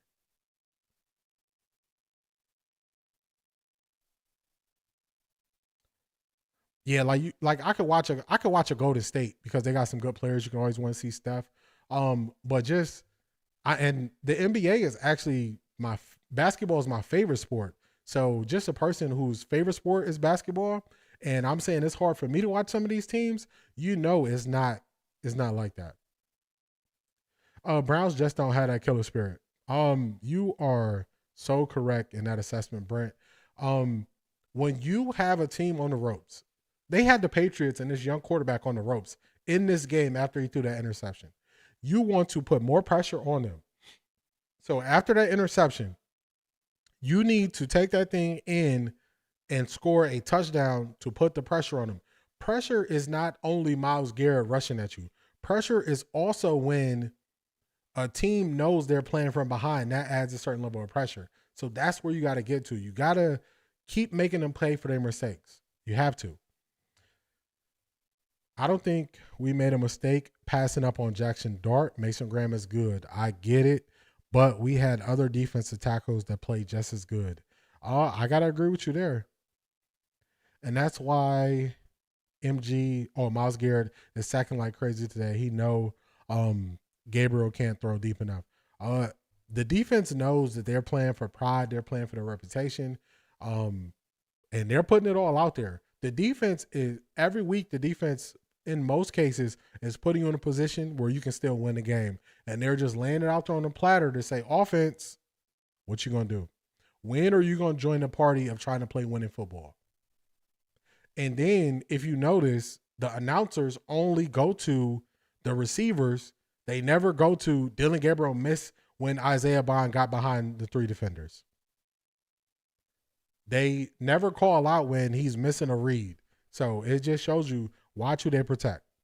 I only watch the Browns to hope they get beat bad. The way they're hyping up Dylan is sickening. Misty, I said it in the summer. The way they hyped up Dylan Gabriel, the only thing he could do is fail. And I have a short titled, "They're setting Dylan Gabriel up to fail." And people were questioning it. And I was like, y'all don't see this? If we praise Dylan Gabriel and say he's at the level of a first-round draft pick, the only thing he could do is fail because we know he's not that good.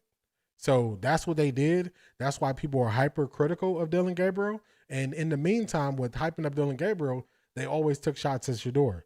So we're at that point where he is not living up to the hype.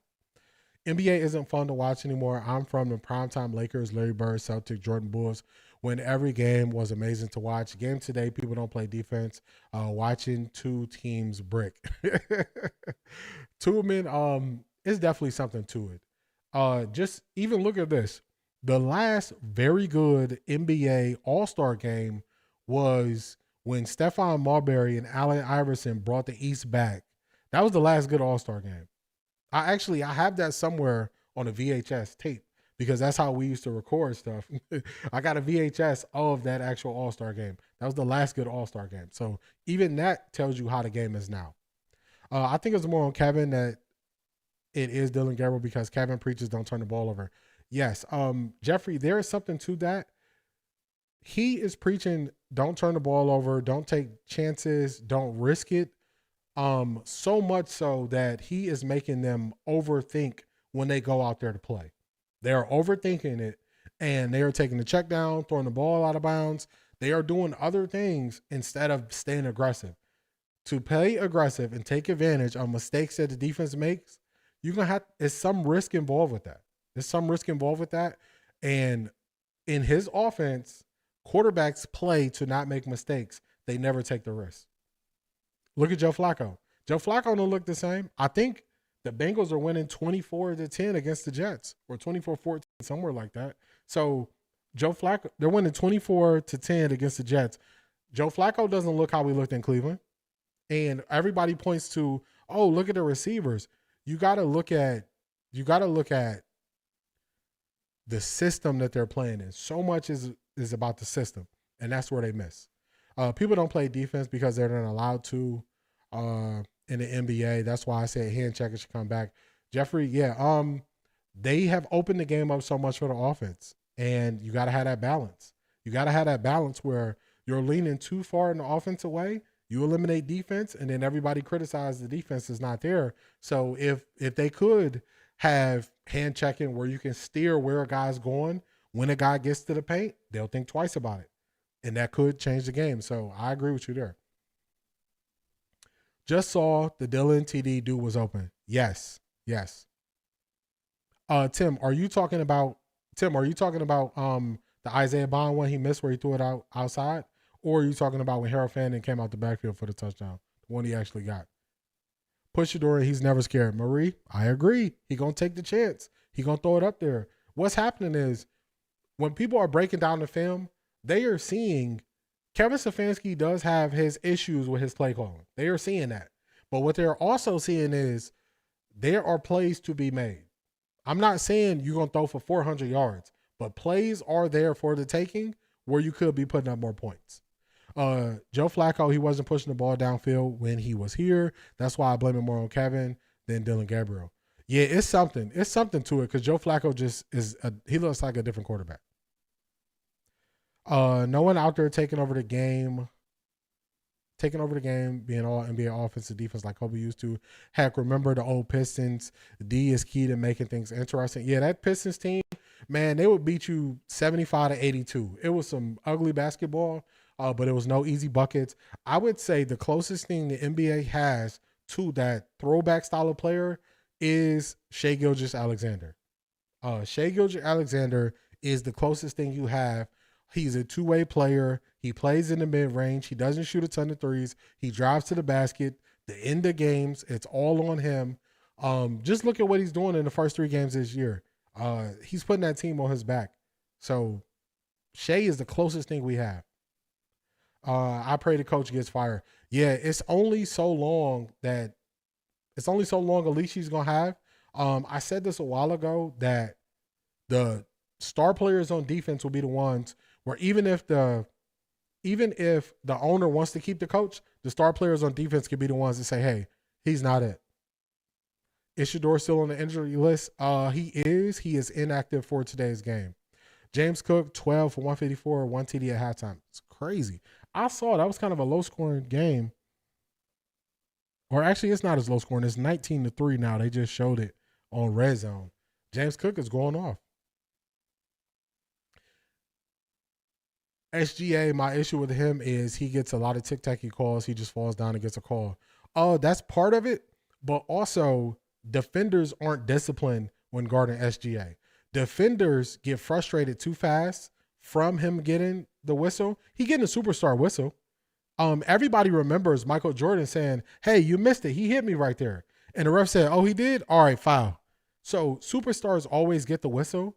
The players are less disciplined where they are defending SGA. Just go back to the playoffs last year. It got to the point Minnesota's team, they were just pushing SGA because they were so frustrated with the calls that were happening. He forces you to play better and be disciplined. And he knows your discipline will go out the window before him attacking you does. So that's what he does. Put a guy who can score 40 but can't block, steal, or cover anyone is ugly to watch. Two, man, I agree. That's why I said SGA, because SGA plays both ways. The first TD, Tim, you were talking about. Okay, yeah. So you were talking about when they ran the play action and Harold Fanning came out of the backfield. They had him lined up at a fullback. He came out of the backfield. That was a scheme. That was a great scheme play. He was wide open. So, Tim, I know what you're talking about. How do you get injured holding the clipboard? This is what I would say. I've had back injuries before. They told me if I injure my back again, it's going surgery. I didn't want to go surgery.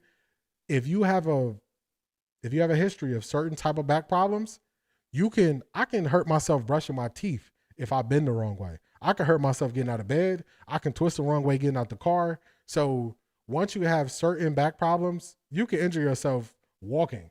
It sounds crazy, but any person who has slipped a disc, herniated disc, or had issues with their back, they understand it. So the back, hey, he says back tight, I'm going to believe him.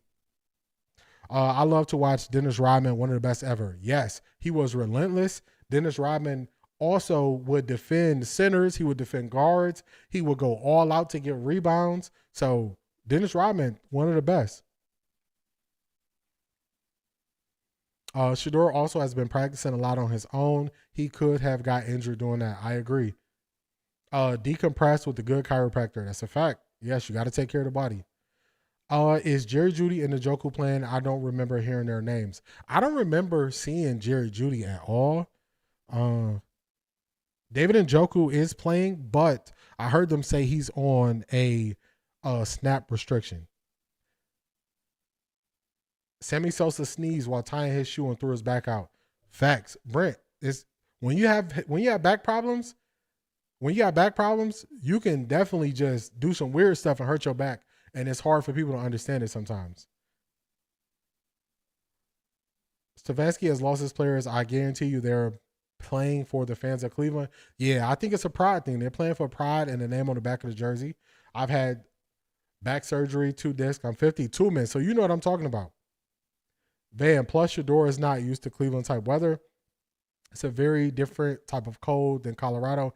I agree with that. Also, the weather is changing in the South. I'm in the South. When it goes from very hot to 20 or 30 degrees colder, my back automatically tightens up. So it could be weather. It could be something he's doing. It could be a multitude of reasons why his back tightens up. It's the third quarter, y'all. Let's get this kickoff going. Kicking off, give the Browns offense an opportunity. And it's Corley. Cuts back across the 25-yard line. A flag down as he went down at the 20. Corley with the kick return, flag on the play. Back problems, no joke. Charmaine, you know about it. I see the RN behind the name. Charmaine, you know about it. Muscle spasms will lock you up quick. That's a fact, Van. You can sleep wrong. Tim, y'all know this. We have yet to hear Shedeur say his back is bothering him. I hear what they say, but we need verification from 12. Don't trust Cleveland, period. And Marie, I agree with you. I can't even argue with you there. I'm just laying out the reasons how your back got hurt, but it's a fact. They have said so many things. You got to question everything. So I agree with you. Interception of Drake May.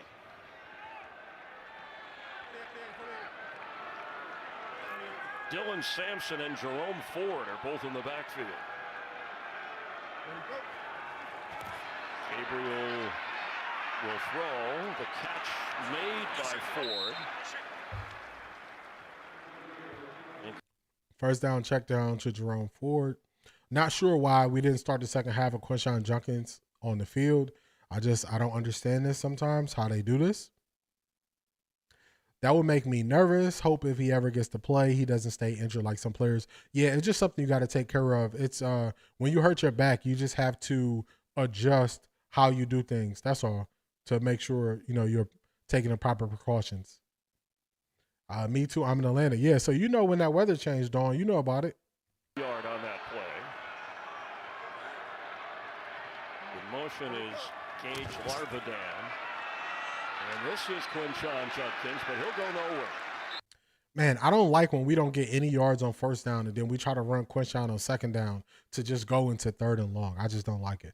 I started doing Pilates, and it helps. As a QB at his age, let me make sure I can see your whole one, Tillman. I started doing Pilates, and it helps. As a QB at his age, he's not playing for cash, so he could easily get a guy like Brady had to be his personal trainer. Yeah, got to be serious. Got to be serious about it.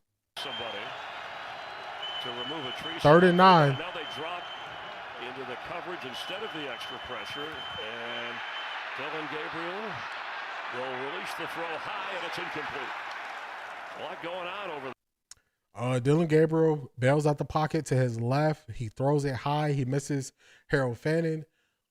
They told us that he was not bad throwing off platform throws, especially rolling right and left. When he has to move his feet and throw on the run, he just misses. He misses. He had 3 guys in the same area. Harold Fannin, could have been Judy. Just a lot going on there. Browns are punting the ball. Judy does not have a catch today. Marcus Jones fair catch coming up on it and to the 32. Browns punted off, flag on the play. Let's hit these comments in between. Shador just played in Colorado through weather. It's cold and changes, so please that's not it.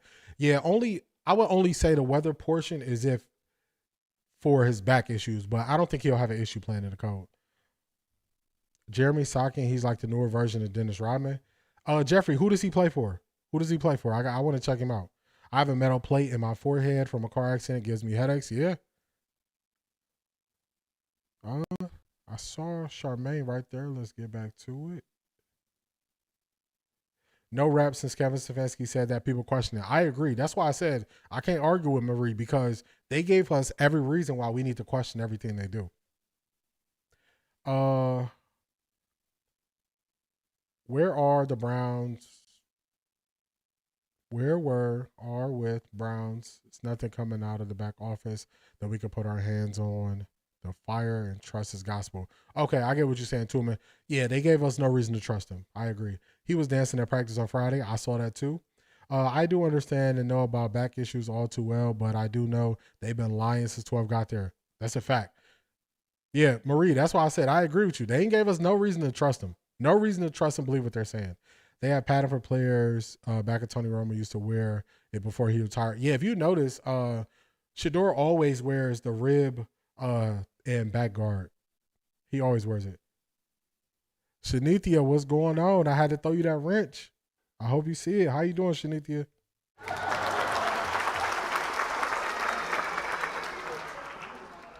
That weather is no joke. I'm from Ohio, live in NC, totally different. I agree with you. I know about that change as well.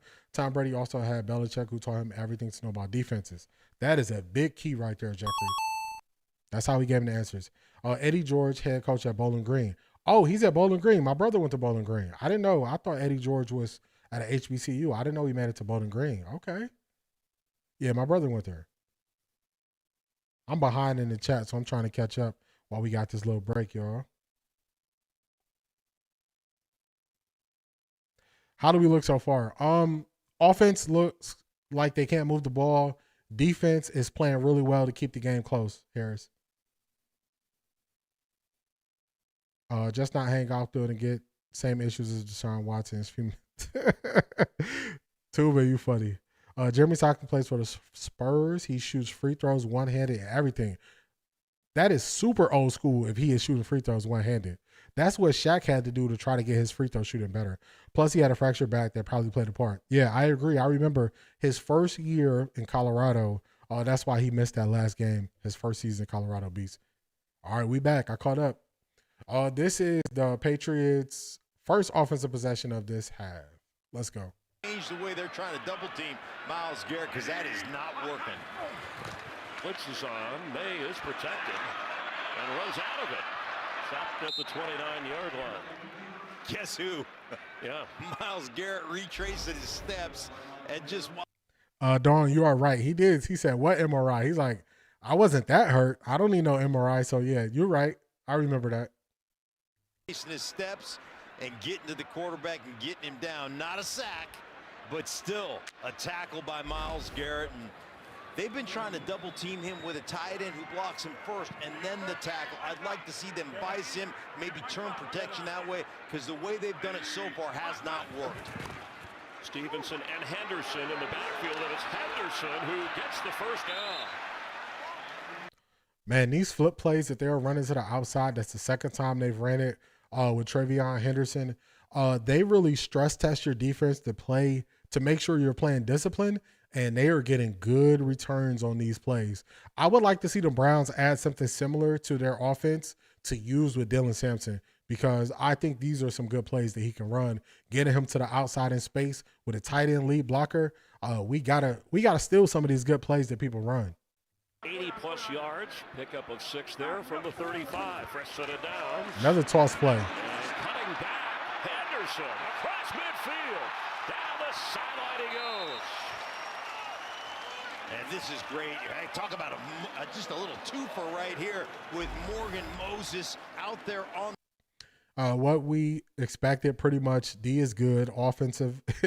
Offense is offensive and predictable. That is a fact. I like what you did there. Couldn't even capitalize on the turnover. Yeah, I called it out real time. Once they couldn't get any points off that turnover, I was like, this is how bad teams lose. Bad teams lose because when one side of the ball is playing well and you can't pay them back for it, that's how you end up losing. You let the game be too close. To get that done. 27-yard run, longest so far for the rookie. And here's an option back to May, who's going to throw and catch made. That's Matt Hollins down to the 20.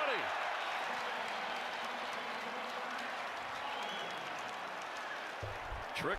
All right, they getting tricky with us, y'all. They getting tricky with us. They kept running those outside run plays.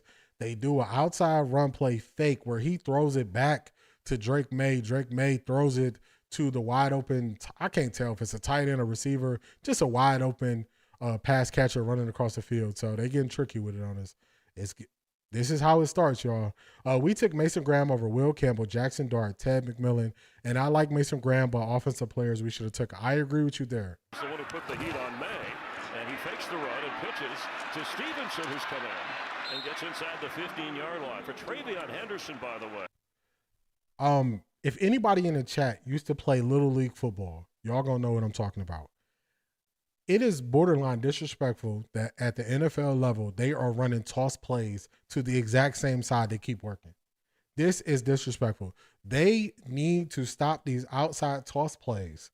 This is crazy. That is when you used to play Little League football and it was toss right or toss left. That's what they're doing to the Browns right now. This is crazy. Block at 4. Over 100 rush yards. Demario Douglas gets a first down. It'll be first and goal, Patriots. Yeah, and there it is again. Now we're doing it out of the.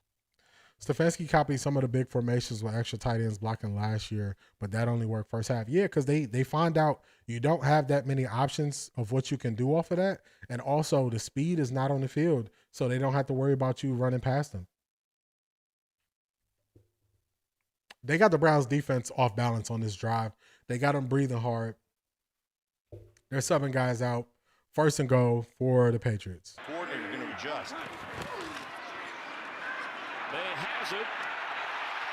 To the end zone. Touchdown, Hunter Henry.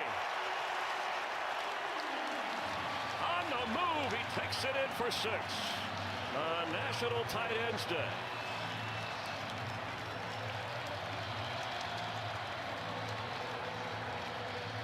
Well, they just ran that jet sweep to Pop Douglas, right? So now they're going to come back across the formation with that jet sweep. They're going to come across there. They just hit you with it. They fake it. Now they boot out. Everybody's following the jet sweeper, which is Diggs. And now you get to the edge. Little pin flat there to the tight end. Bam! Touchdown, New England. What a drive. On for the extra point. And the kick is good. That's crazy, man. They just toyed with you, and they kept building off of you being aggressive. They kept going to the outside. Then they run the fakes off of what they just beat you with 3 times in a row. It's just crazy. That's how you build off what you do positively. We just don't get to see enough of that from the Cleveland Browns. Let's get to some of y'all chats. This is crazy. Browns line is better block and run than pass anyways. We give it too many sacks. Yes, it's because, one, you just get to go attack. So when you're running the ball, you just get to go attack. Pass blocking is a different skill set. The Browns line is not that good at it. Mike Hall doesn't even look 270. Looks like he lost a lot of weight. Alex Wright looks twice the size of him. I haven't even been able to key on him. When I look at the all 22, I'll key on him and just see how he looks. But the way that they're just doing this to the outside, it's frustrating. That's what I'll say. About to go down 2 scores. Yep. 16-7. QBs holding to the ball too long. I agree. Long developing plays, slow developing plays, it just doesn't work. You got to get to the quick game. That's where I was saying Kevin Stefanski's offense, it doesn't have those key concepts built in like a Shanahan offense where it's based off West Coast, so you have quick answers. Most of the pass plays where they end up getting sacks is slowly developing plays downfield. And keep missing open pass windows, basic and contain. Tim, that's what it is. That's why it's frustrating. It's not frustrating that they're moving the ball on the field. It's frustrating that they are beating you because they know your fundamentals are going to give before theirs will. So if you notice, teams that move the ball on the Browns, they stretch the field. And that makes a aggressive defense take a step slower. That also makes the back end of plays keep crashing down. And then when they get you crashing down, they run it right outside of you a couple times in a row. Then they get you off balance. So it's crazy. It's crazy how they're doing it. I believe Stefanski is BSing about Shedeur has a sore back, only bring the other QB because Dylan can't go a full game. Yeah, I any person that questions the Browns, I'm not going to disagree with you because they haven't given us a reason to trust him. Honestly, do you see how Shedeur could capitalize on what Dylan did? Yes, because there were times where you needed to throw it deep and you needed to lead Isaiah Bond into the touchdown. Isaiah Bond got behind 3 defenders. He didn't throw the ball. He had time to throw. So he's missing opportunities. And also they are pretty predictable. So it's just they got everything working against some offense. Malachi Corley trying to make something happen for the Browns. Tapped short for 30-yard line. Well, the Browns. All right, Browns offense coming out here. They got to do something. Got to get something going. When Stefanski said Shedeur was hurt before, even Shedeur was like, no, I'm not. Surely you're right. How many yards does DG have? Let's go to it. Set box score. Dylan Gabriel has 62 yards. 62 yards. Have a lot of production there. Lean into these 2 tight end formations. Get these guys involved in some maybe a shot down with one of these guys playing the tight end position. Judkins, and he gets across the 30-yard line. Winshawn Judkins. How long until we see the defense give up like last year? Do you want my real answer? Right after the Jets game. right after the Jets game. Predictable offense is bad football. Dylan can't read and predict. I think he's too short to see downfield. Dylan is fine when he rolls out, but he is afraid to throw. That's it. Sad he might not break 100. Might not. Gabriel to throw. And short to Judkins. Tackled right away. See, even on this play, he has time. He just throwing the ball short. That's what it is. Like, so, and it's hard to see this on the TV version, but as soon as like Isaiah Bond flashed on the screen, as soon as we see the all 22, that's where you get to see, man, he's just not taking it. He's not throwing the ball deep. 3rd and 7, money down, Browns down by 9 points. Let's see what we get. Got guys all over. Gibbons was in Tennessee with him. Guys that know exactly what the head coach wants.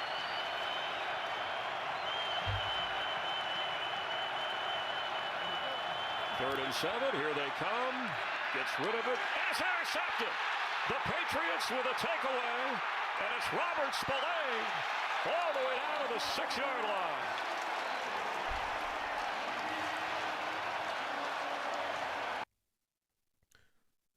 Tide is turning for this game. Right there, Dylan Gabriel, interception. No dog has to keep the edge upfield. Tim, I think we was agreeing. I think they always get the D end. They always get the D end once they start breaking contain. And then if it's not the D end breaking contain, it could be the cornerback on the contain. And, you know, Denzel Ward is good at it, but I think we're more agreeing than disagreeing.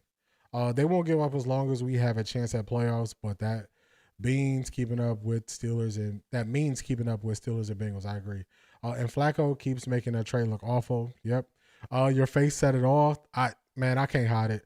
Unless his stunt is in play, so linebacker responsible. On the run and sacked. Garrett's got another one. Guess who? Chasing. Myles Garrett is going crazy in this game, man. He's going crazy. Yeah, I agree with you, Tim.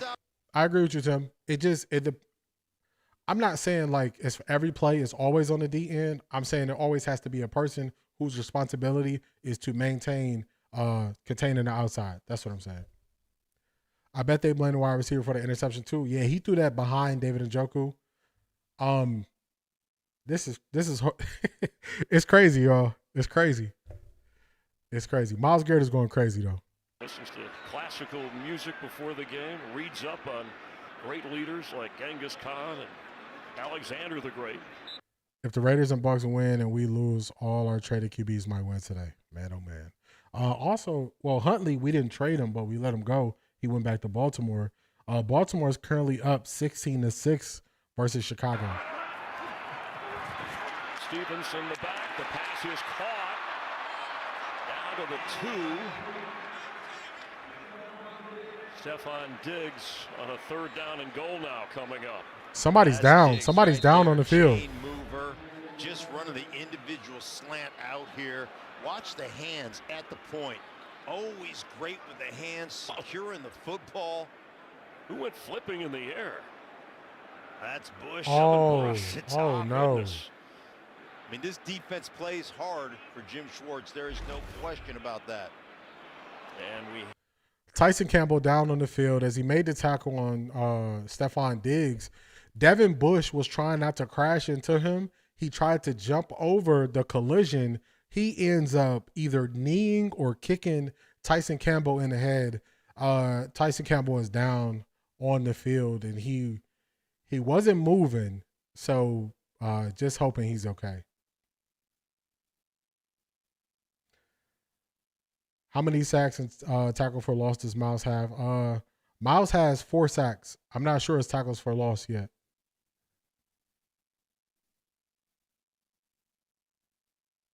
Not an easy position, but important as any. I agree.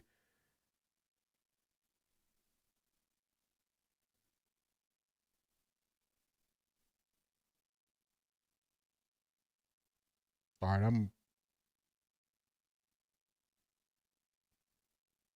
All right, I don't know what I don't know what y'all disagreement is about. I ain't jumping in it. Let's see if I can try to catch myself up to speed. All right, so it looks like. All right, so Dawn said Dylan is known for interceptions. Facts. And Jeffrey says, I don't know what you've been watching for the past couple of weeks, but that's Dylan's first interception in NFL. Only thing I can say is maybe going back all the way to rookie camp. Going back to rookie camp, he has been throwing interceptions. I would say this. Oh, shout out to you, Missy. Let me check it. Let me get on top of my game. Let's throw this for a second. Oh my God! Wow! Misty, hit the cash app. Thank you so much. I appreciate it. I got more.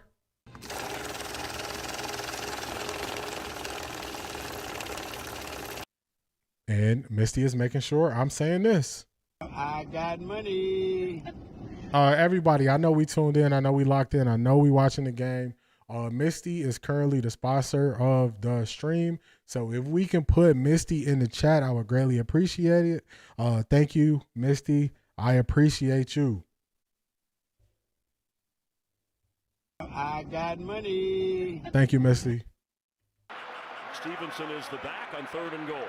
Watch this little pick play down here. Quick toss. Catch made. Diggs has a touchdown. They called out the pick play before the play even happened. Oh my goodness. I'm not gonna crush the defense, but it's rough. This was a rough drive for the defense. It's all good. I appreciate you. Thank you, Misty. I appreciate you.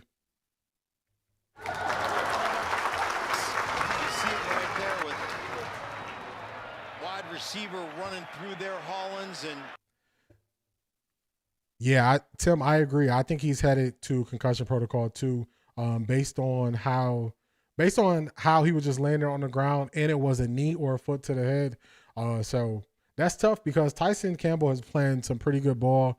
He did get scored on in the Pittsburgh game, but he's been playing pretty good.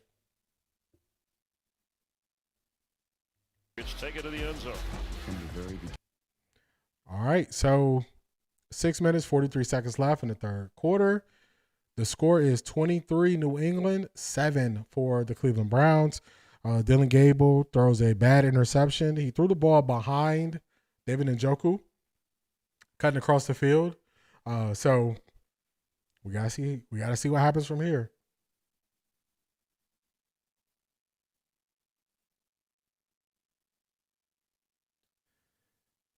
Super chat through Google. Not yet, Ms. Brown. I don't have it through Google. I'm trying to get there, but soon come, Ms. Brown. But I appreciate the thoughts.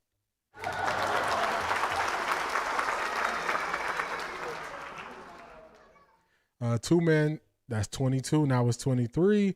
That's the game, fellas. The offense and defense feed off of each other. Now what? The offense has to do something. First, Dawn says first one to 20. That's what it feels like. It's like we playing 21 out here. DG still can't score more than old Joe. We need to run the ball. Yeah, the only thing is they are selling out the run for the run. So when we run the ball, we got to get more creative. We got to get more creative with how we're running the ball. I agree, running the ball will help. They battle sign Hugh. Hey, Hugh. Raul, Hugh need to come. He need to dial something up. Get us out this hole. Stopped at the 29-yard line. Now we talked about the excitement. Watch him coming off the sideline. Come on, get excited. Get excited. Jumping on his quarterback. Be careful now. We don't want a back injury. Yeah, that's correct. That's correct, Marie. Got to get to 500 subs. Making my way slowly but surely. Making my way to get there. Up everybody, 100% of the guys, everybody. It's like an episode of Oprah. You get a hug, you get a hug, you get a hug, you get a hug. Everybody gets a hug. Yeah, it's I would agree with that, Tim. Sounds like the game is going as most predicted. Yeah, I agree. I know it was some people were saying they thought that Dylan Gabriel was going to have a big game, and I just couldn't see it. I couldn't understand why they would think that. The only way Dylan Gabriel can have a big game is if we are doing really well running the ball. Then he could, they could play off of that. I think there's a holding on the Browns here on the kick return. It's been too many penalties on kick returns for the Browns. Browns first penalty assessed in this game. Now remember, going forward here, if you're the Cleveland Browns, and this is how a stellar defense ends up giving up 23 points, because this offense isn't complimentary. You don't have the passing wherewithal, the skill set at the receivers to make this a throw it down the football field game. If you're going to get back into this thing, you're still going to have to rely on some run and some play action to get that done. It's almost as if the Browns defense is going to have to score or take it away again. Pass is caught. Njoku with the catch. Let's get a game break with Carissa. Thank you, Chris. So the Bills. All right. We got to stop it. We got to stop it just for a second. We got to stop it. Oh, my God. Wow.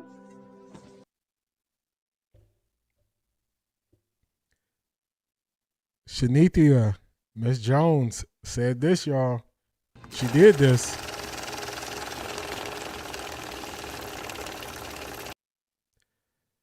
Great work at educating us and keep the analysis on football reasons.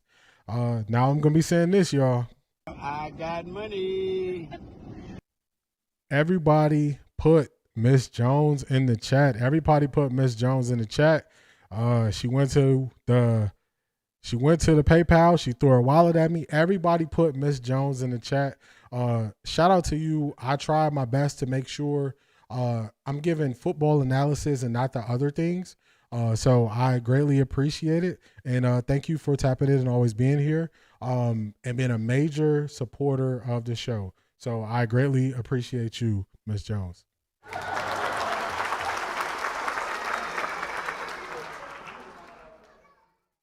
Let's get back to the Browns. Gonzalez there to make the play. How about Christian Gonzalez playing that flat foot read? He's just basically like, you can't run by me, Jerry Jeudy. Flat foot right here. Oh, you're going to go to Fannin? Bam! Step up there, knock him down in his tracks. What a great tackle. You're talking about an elite cover corner who's not afraid to put his nose in there, turn it into 4th down and 1. And they're going to go for it from their own 24-yard line. Browns are getting desperate here, going for it on 4th and 1. This, woo. That's 63%. They need it big here. Quick pass. Fannin has it, and he's got the first down. A confident play call from Stefanski. Knew what he had and got. I don't know. They're going to call that confidence. I'm going to call that desperation. You feel the game slipping away. We going to see how this thing plays out.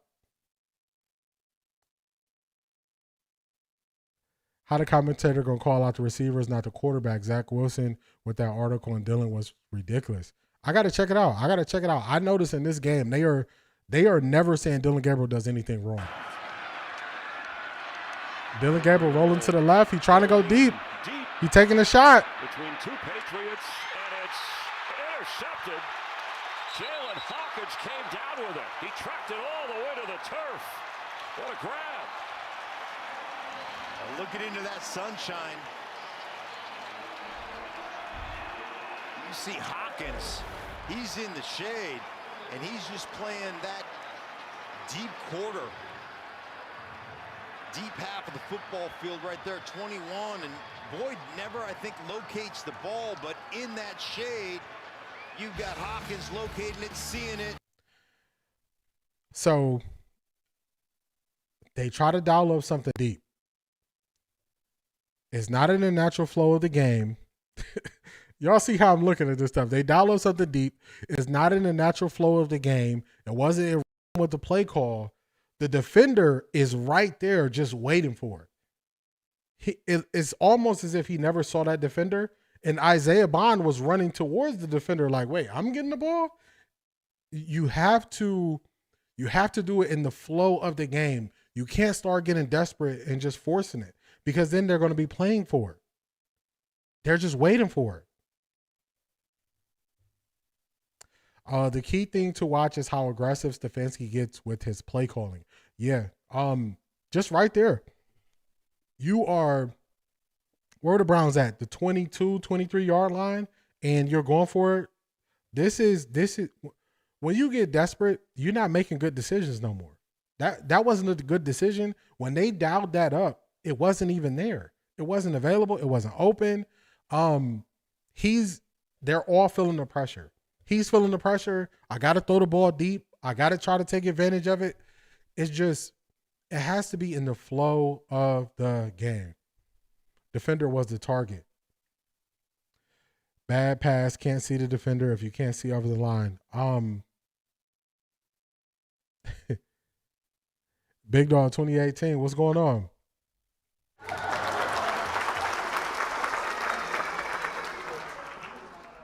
I appreciate you, man. I appreciate your kind words, Big Dog. I try to know a little bit about what I'm talking about. But now let's talk about it. Dylan Gabriel ain't it. 3 games, barely over 100 yards. Come on. Dylan Gabriel's limitations are all on display. They are clearly calling this game to put out narratives, it seems like, because he's missing the target. So you don't get the open play call to Isaiah Bond back, and then you just force it again. You got to do it in the flow of the offense. You have to do it in the flow of the offense. You can't just say, "Oh, we're gonna take a deep shot here," when nothing says we got the advantage in taking a deep shot. Tua said he was too small and he taller than DG. Yeah. He doesn't read the defense. I bet Dylan Gabriel can't tell you if it's zone or man. I don't think I had anything to do with that because he was out of pocket where he had a big window to see downfield. I appreciate that, Marie. Playing that deep half on Bond. One hand, brings it in, secures the football. I mean, that is, move that guy to offense for crying out loud. That is a not a good catch. That's as good an interception as you will see all season long from Jalen Hawkins. And he had been battling a hamstring in the last couple of games. Looking for room, Henderson and Travion. Henderson's got a first out across the 30. Well, they found something attacking that edge.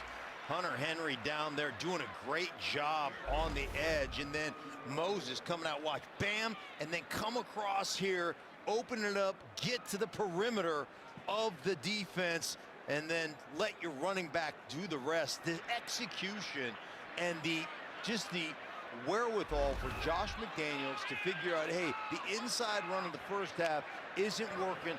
Let's attack the perimeter of this defense. What a job they've done in this second half. And Henderson, the leading rusher in the game, 65 yards at 6 carries. Man, shout out to you in Brazil. Hopefully they showed on Red Zone. Jeffrey, it's on Kevin, it's on Dylan, it's on Isaiah Bond because Isaiah could have done better, get the defender out of there. Yeah, at the last minute, Isaiah Bond needed to turn into the defender and beat a defender. He couldn't do it. I think Isaiah Bond was shocked that he even threw it up there. I think he was shocked. Stefanski is a terrible coach. Even though the Browns are done, they should be running QJ steady and throwing 10 to 15 yards down the field. Football is not hard. Yeah, you can make it hard. You can make it hard when you're doing this other stuff. Also, look at how good New England Patriots run game look. They're getting real creative with how they're running the ball, attacking the edges. I really like when you can see what their game plan was going into this game. They said, we're going to attack the Browns on the edges. We're going to attack their discipline. And they keep attacking the same areas of the Browns defense. They know that when they try to run the ball up the middle, it's not working as much. As soon as they start attacking the edges of the Browns defense, they start to get more success. So I like to be able to determine what they're trying to attack and see if you have success from it. I don't know what the Browns are trying to attack from play to play.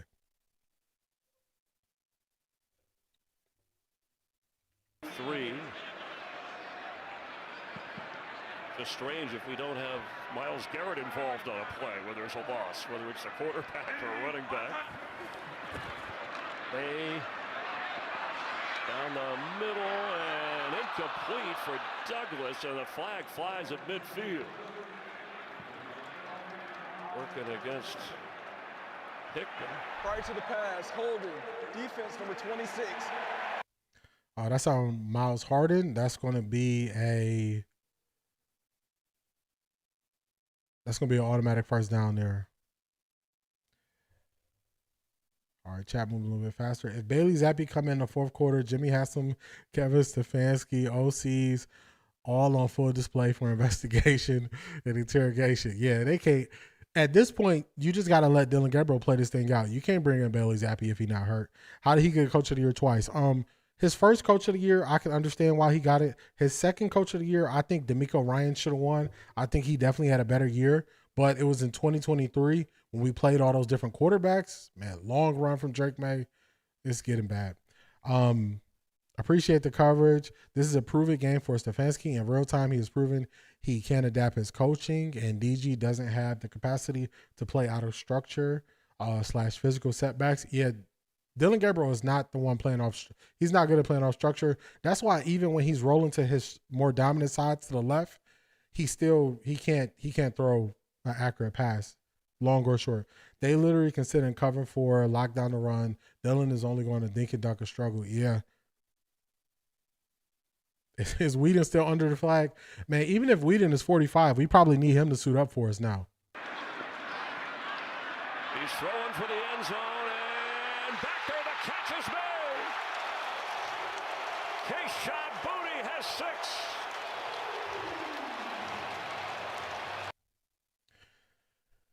Man, oh man. Drake May is really impressed with me with his accuracy and the way he can throw the ball. I'm really impressed with Drake May. Really impressed. Now that's another one. And it's and it's getting out of hand. All right, let me get to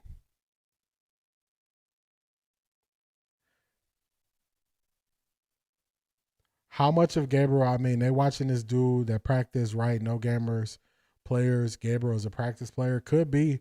The second one, I can see it as well because he made the playoffs for like 6 different coaches that year. People forget that. See, I don't forget that, but I think DeMeco Ryans being a rookie head coach with a rookie quarterback, I think was just more impressive to me.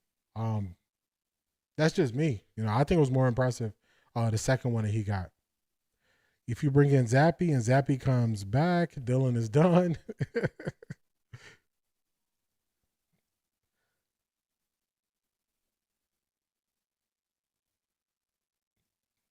missing some of these.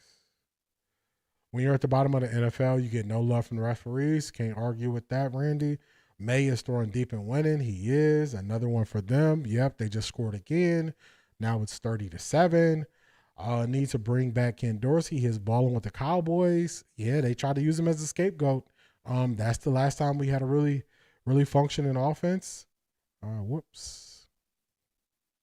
So now we get to see Sanders after the bye, right? No more excuses. I would like to see him after the bye. I don't know if they're going to do that based on what the owner just said the other day. Drake May has been great. Yeah, I'm really impressed with Drake May. I wasn't that high on him going into the draft, but he's changing my mind with his play. May is developing well. He makes mistakes, but small mistakes. I agree. See, he started this game. Remember early, he threw the interception. He threw the interception and he bounced back from it. So I don't mind. I don't think it's backbreaking to throw interceptions, but I want to see you bounce back from it. I don't want to see you spiral out after an interception. Y'all need to stop. Y'all know Dylan is having an amazing game right now. You funny, big dog. I'm missing a couple comments. I can't get back to him. Corley will try again. And stopped across the 30. The Browns, by the way, the longest current streak of 2 interceptions, 2 TDs off of turnovers. That dude Q is a hater? Hold on, I missed somebody. Don't take him out now. Let him ride it out. Yeah, you got to finish what you started. I miss the days of seeing Dwayne Bowe riding the exercise bike on the sidelines. Man, Dwayne Bowe robbed the Cleveland Browns. Right? Well, he robbed us, man. That was robbery. This thing on almost every down. He's throwing again. It's batted in the air and incomplete. And again, the interceptions in the last couple of series. That was Milton Williams who batted that ball away. But they have. Why would they put Shedeur in if their plan to draft a quarterback in the first place? Honestly, it's one quarterback. I think maybe 2 coming out this draft that you would take early. I've been watching all the quarterbacks every week. If you don't get Fernando Mendoza or Ty Simpson, I would not restructure my team or tank for any other quarterback. It's only those 2. Sampson is here, the rookie from Tennessee. And the pass is caught short of the 35 by Sampson. Shoved back as the play clock will run. And I would lean more Fernando Mendoza because he has more game experience, more playing time. He's seen more football. So between those 2, that's where I would lean. But if you don't end up with pick 1 or 2 and you can't get those guys, you got to go offensive line and wide receiver. This afternoon.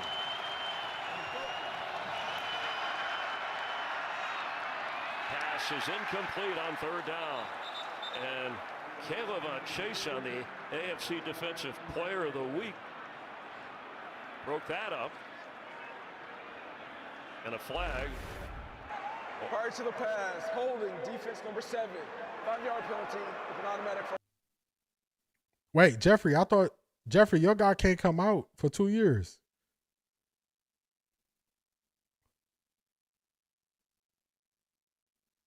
Arch Manning is going to be in this draft, and I see him getting overdrafted. If they're smart and his family, I would not let Arch come out in this draft. I would make him wait. I also would tell Lenore Sellers to go back. It's a lot of guys. I tell them go back.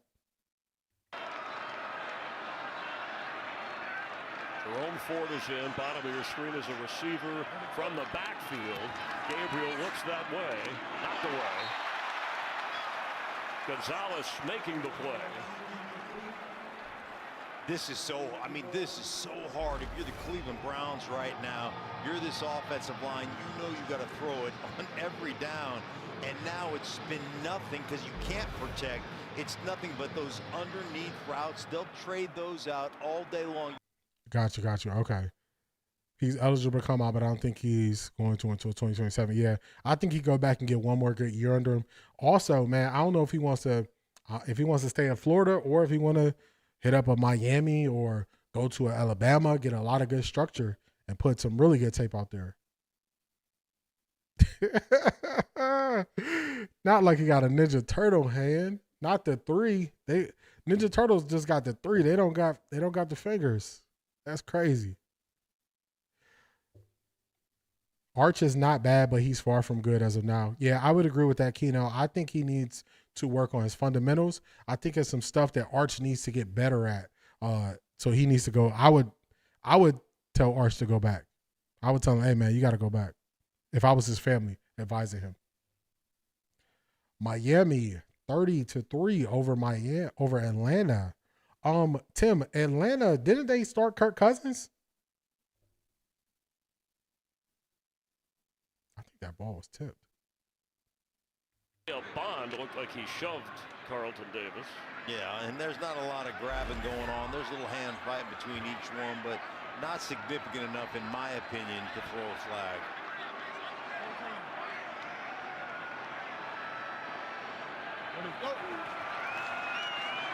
Pass is caught. That's a good catch. Just short of the first down and short of mid. All right, we heading into the fourth quarter. I watched Dylan Gabriel's college tape, and I thought it was a highlight reel for everybody else. I really like Ferguson, the tight end. I really like Tez Johnson. I thought it was a highlight tape for other guys. I thought they showed more NFL upside than Dylan Gabriel. Cousins is QB. Yeah, I thought they announced Cousins was playing and Drake London wasn't playing, but man, to put up 3 points as a experienced QB, and they got some weapons. They got Bijan. They got Kyle Pitts. Man, they got 3 points ain't gonna cut it. Shador is probably not going to play this year. They said that at the beginning of the year.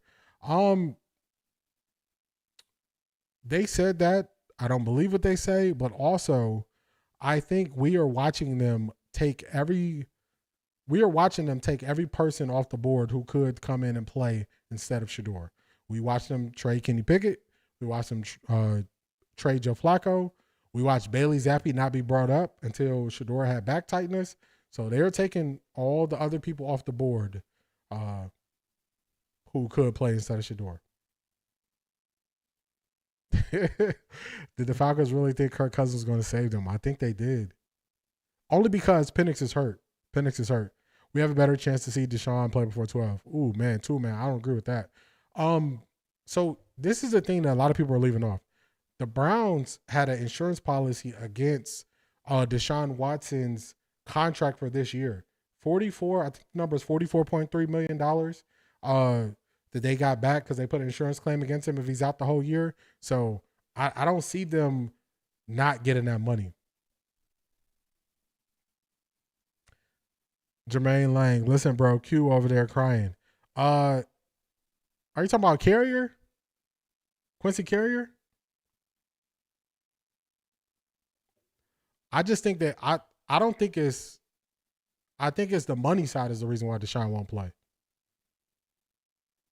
I want to see how the beat reporters spin this. It's going to be very interesting this week. Very interesting.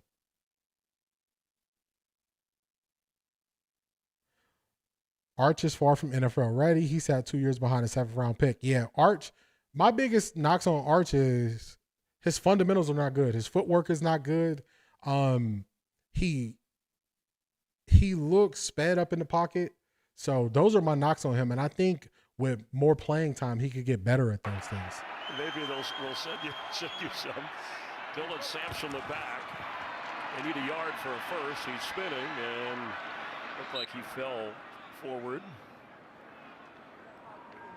And got the first down. Yeah, I think he can return. Deshaun Watson can return to practice. They got a practice window where they got to open him up. But that don't mean I got to let him back out there and play. That don't mean I got to let him play in a game. And able to play catch up. They'll learn a lot. On the run, completes to Njoku, and he fights his way down to the. Oh, Big Dog, I saw your message. I think it's only one place that Dylan Gabriel could have went and had any success, and that's Miami. I don't think Dylan Gabriel could go anywhere else besides Miami because that whole offense is tailored around a smaller left-handed QB.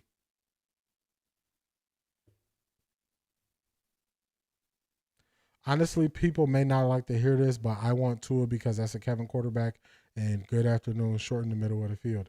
I don't want Tua. Jeffrey, I'm not with you on that. I don't want Tua.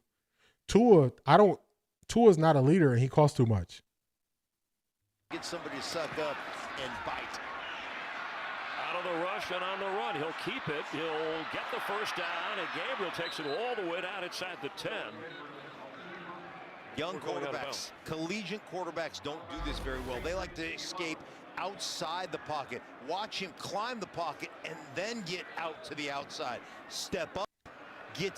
Yeah, Tua, man, that's my whole basis is all based on the insurance claim, not based on what would be best for Deshaun. And I just think they could say, hey, when have you seen somebody play the same calendar year of football where they popped their Achilles and had surgery?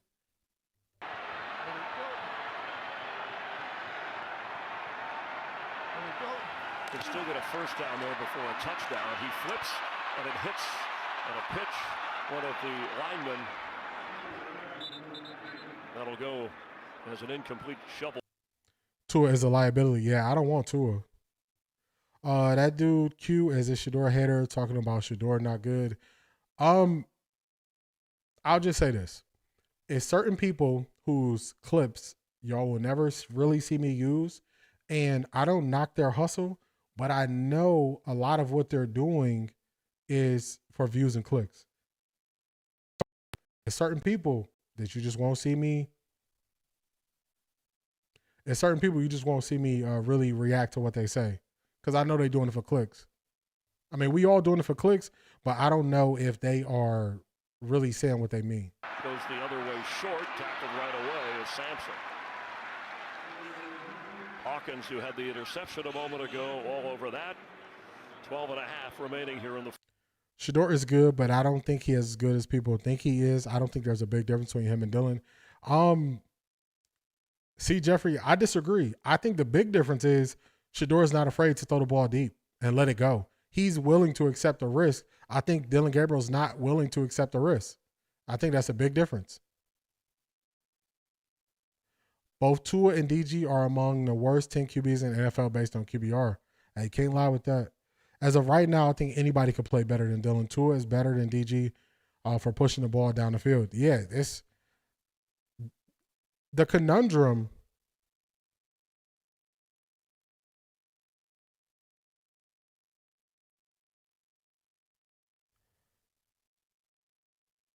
It's the truth. There was a big difference between him, Kenny, and Dylan in camp. Yeah, I just disagree with that. Browns going for it on 4th and 6 here. Fourth down today, 10 out of 16 prior to that. But they need 6 here as Dylan Gabriel will stop. The play is stopped. Delayed game, offense, 5-yard penalty. All right, that's on Kevin. Kevin, why are you not calling the timeout? If you were going for it on 4th and 6, why are you not calling the timeout, and why are you letting the play clock run and get that delay game? Like, I mean, come on, help your QB out. Now you're going to go for it on 4th and 11? Why are you not using the time out there? That don't even make no sense.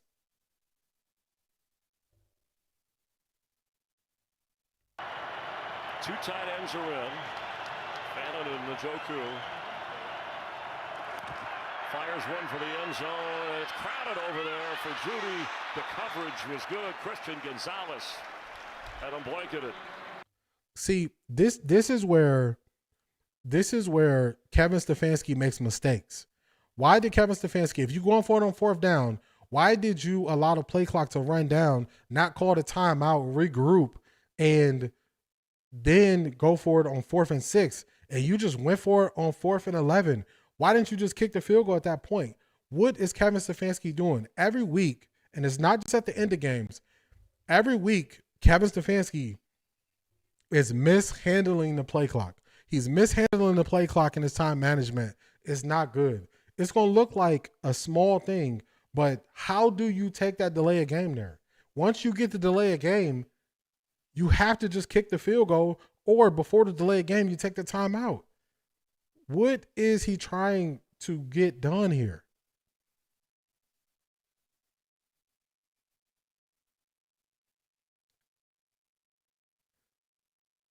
Okay, this is what I want to say about the offense and why it's on what is happening with it.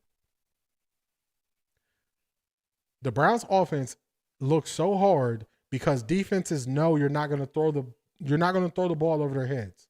You don't do it consistently enough to throw the ball over the head of the defense. You need a quarterback who is willing to take the throws and throw the ball over the head of the defense. Dylan Gabriel is not comfortable doing that. We see it. He's not comfortable. Then, since they're desperate, they called up the play. He just forced it when the opportunity really wasn't there. So you need a quarterback who's willing to do that. The difference between Shedeur and Dylan is, if you go back and look at it, Shedeur Sanders is willing to throw the ball deep. That's the difference.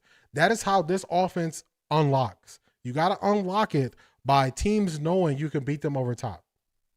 That's how you unlock the offense. So when you compare the Dylan to Shedeur, you don't even have to believe Shedeur is a million times better than Dylan.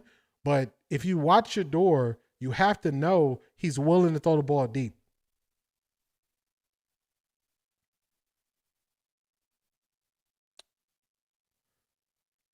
I don't think you're saying Dylan is good. I'm just explaining the differences. To me, the differences are Shedeur would have not missed Isaiah Bond going up the sideline, and he would have thrown it towards the touchdown versus out of bounds. So that's what I'm saying. Like, it's times Isaiah Bond got behind the defense. When Isaiah Bond got behind the defense, I think Shedeur would have been willing to take that throw. So that's the difference. That's how you open it up. Also, teams know that DG cannot throw downfield, and they are stopping the run, forcing him to throw. We don't stretch the field. Brent, there you go. You need a quarter. Just by default, a quarterback will look better if they stretch the field and open it up for the offense. That's how you can get from the one high safety the Browns always see. You'll get two high safety. You'll get them to go to nickel instead of just having 7 in the box. Like, that's what you do.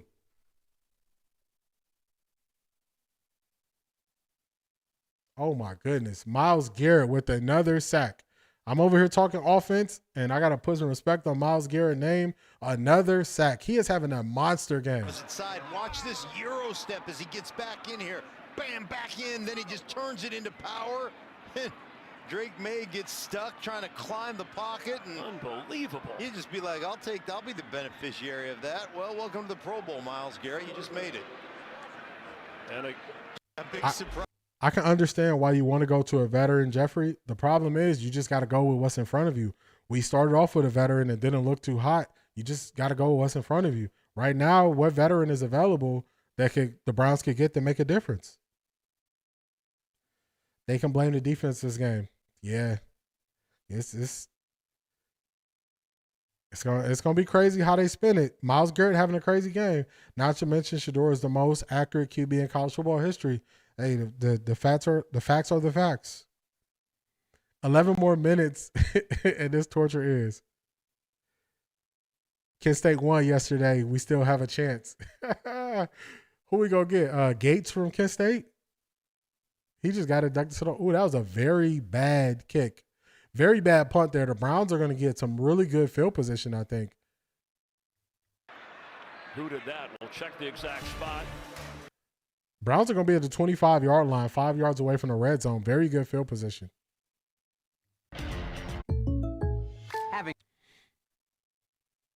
How many times did Flacco go deep? In my opinion, another QB can't fix his offense. Flacco did not go deep a lot, but they didn't dial up as many opportunities to go deep. If you look, since Dylan Gabriel has been in there, they've been dialing up chances for Dylan to go deep. And Dylan either is not comfortable with it, is not seeing it, or not willing to take the shot. So they're slightly tweaked the offense. Coming out of Pittsburgh, this offense has been different. If you just go back and watch the offense and what it's been since who did we play last? I can't even think now. Why is it slipping my brain? Miami. Okay, I was losing myself there. Since the Pittsburgh game, they've set up more opportunities to go deep, and they're not taking it. So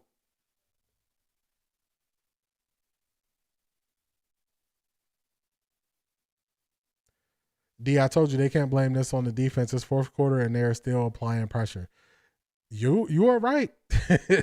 I got to give you that one, Marie. You're right about that. They're still fighting through. They're still playing hard. All those checkdowns work when you're at Oregon and Oklahoma because you got the best athletes. The screen passes don't work in the pros, baby. Everybody run a 4-5. Yeah, that's a big difference. It's Dylan Gabriel. I showed it Friday. Dylan Gabriel said sometimes explosives are throwing the ball 5 yards. So Kevin's going to say we all need to do better. That's a fact. We all need to do better. That's a good football team over there. Y'all already know the script. He goes straight to the same script. If Dylan was good, he could still win the game like Knicks did last week at the Broncos. Woo-hoo-hoo. Detroit Gemini, you saying something. You are saying something.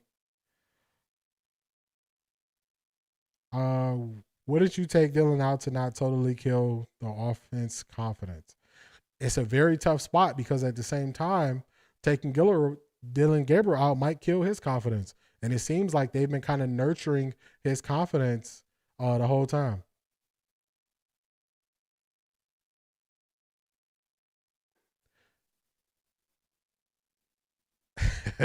Hey, big dog, everybody get their opinions as long as they've been respectful.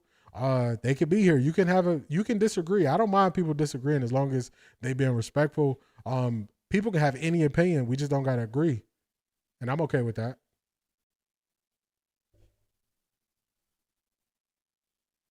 Yeah, they did say Miles hit him with the Euro step. At this point, the defense is focused on increasing the value of their stock because they all know their efforts cannot help DG.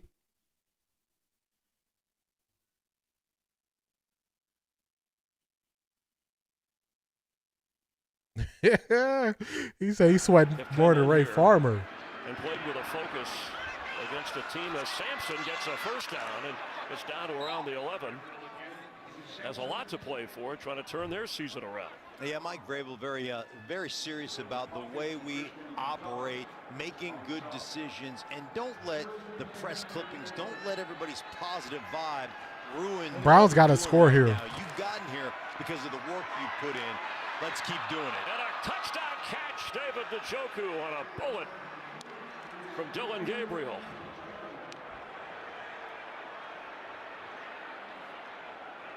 They're going to go for two here. My goodness, and you're going to watch, I mean, Njoku just gets in front right here around the linebacker right in front of the safety, and this is just a young quarterback letting it eat right there. I mean, that is impressive. You saw Woodson try to break that thing up, but it was just so on a string that it completed for the touchdown right by the outstretched arm of the defender. Really nice job by the young quarterback. 2-touchdown game for Gabriel.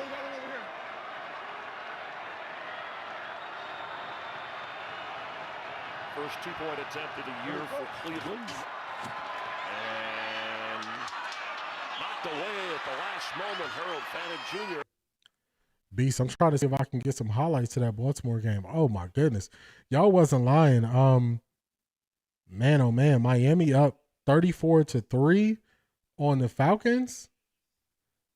Eagles are smacking the Giants 31-13.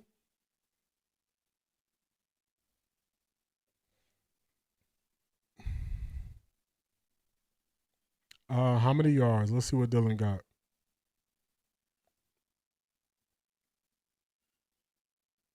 Dylan Gabriel has 144 yards in the game.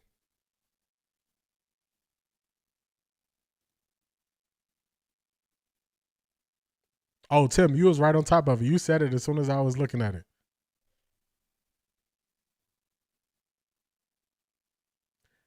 Brian Daboll is coaching for his job right now.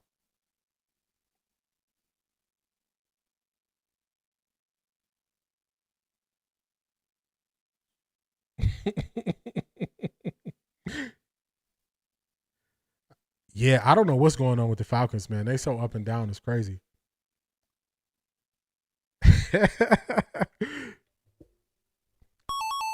Marie, you did say that last week. You said Tua was helping this boy out last week because this looked like a different guy. You sound like the person. I don't know if we could onside kick. They don't get it. That was a weak onside kick at that too. It had no bounce or anything to it. I would just, my pushback on he's not ready. I just don't know how you quantify not ready.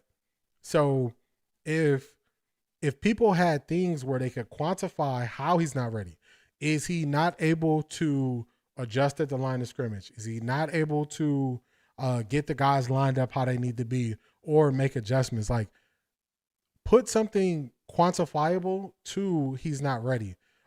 He's not ready. I never heard that until this year. Somebody saying a player's not ready. I heard this year more than I've ever heard. Browns defense still fighting.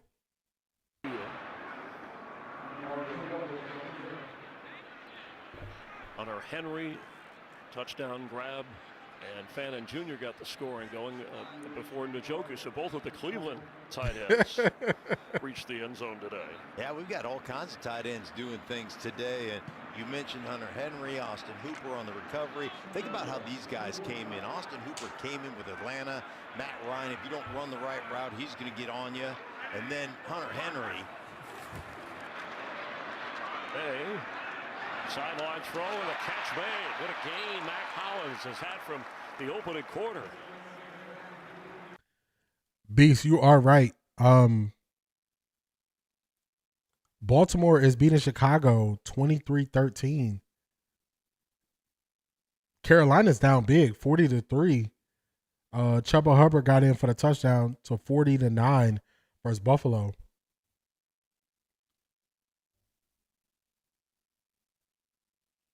No ready means Stefanski isn't ready to play Sanders. Yeah, if that's what it is, then I would say that's what it is. But just the blanket not ready, I need something quantifiable. 6 targets. 3rd and 2 blitzes on. And May floats one. Coverage caught by Diggs with a flag. We'll check. Ward was on him. I think it's going to be OPI on Diggs. Yeah, he pushed off real hard there. That got to be on Diggs. Denzel was right there with him, right in his pocket when he ran that route. Yeah, offensive pass interference. Offense, number 8, 10-yard penalty. We play 3rd down. Yeah, didn't come down with it in bounds. His feet were out, but another great throw by the. Miss Pamela, yes, Huntley is beating Chicago. Huntley is beating Chicago. Huntley is beating Chicago. Joe Flacco is beating the Jets. All former Browns QBs are playing good.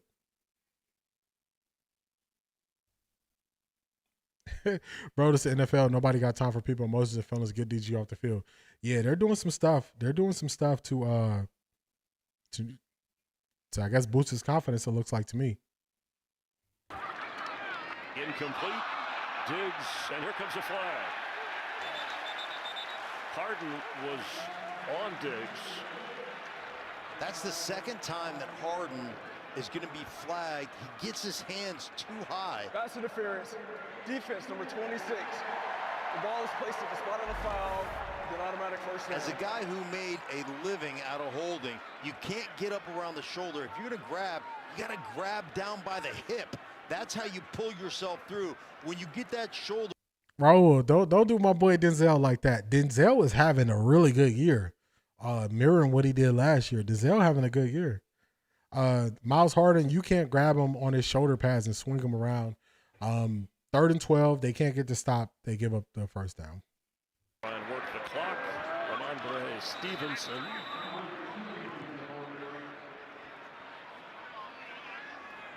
Drake May, we talked about leading the league in completion percentage. Fast QBs are better once they lead Stefanski's oppressive play calling. I think it's something with the messaging, Stefanski and turnovers. I think it's something to it.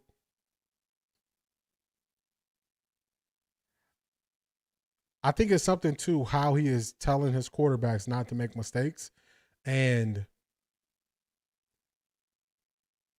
a play worth watching, the inside kick. Got to check it out.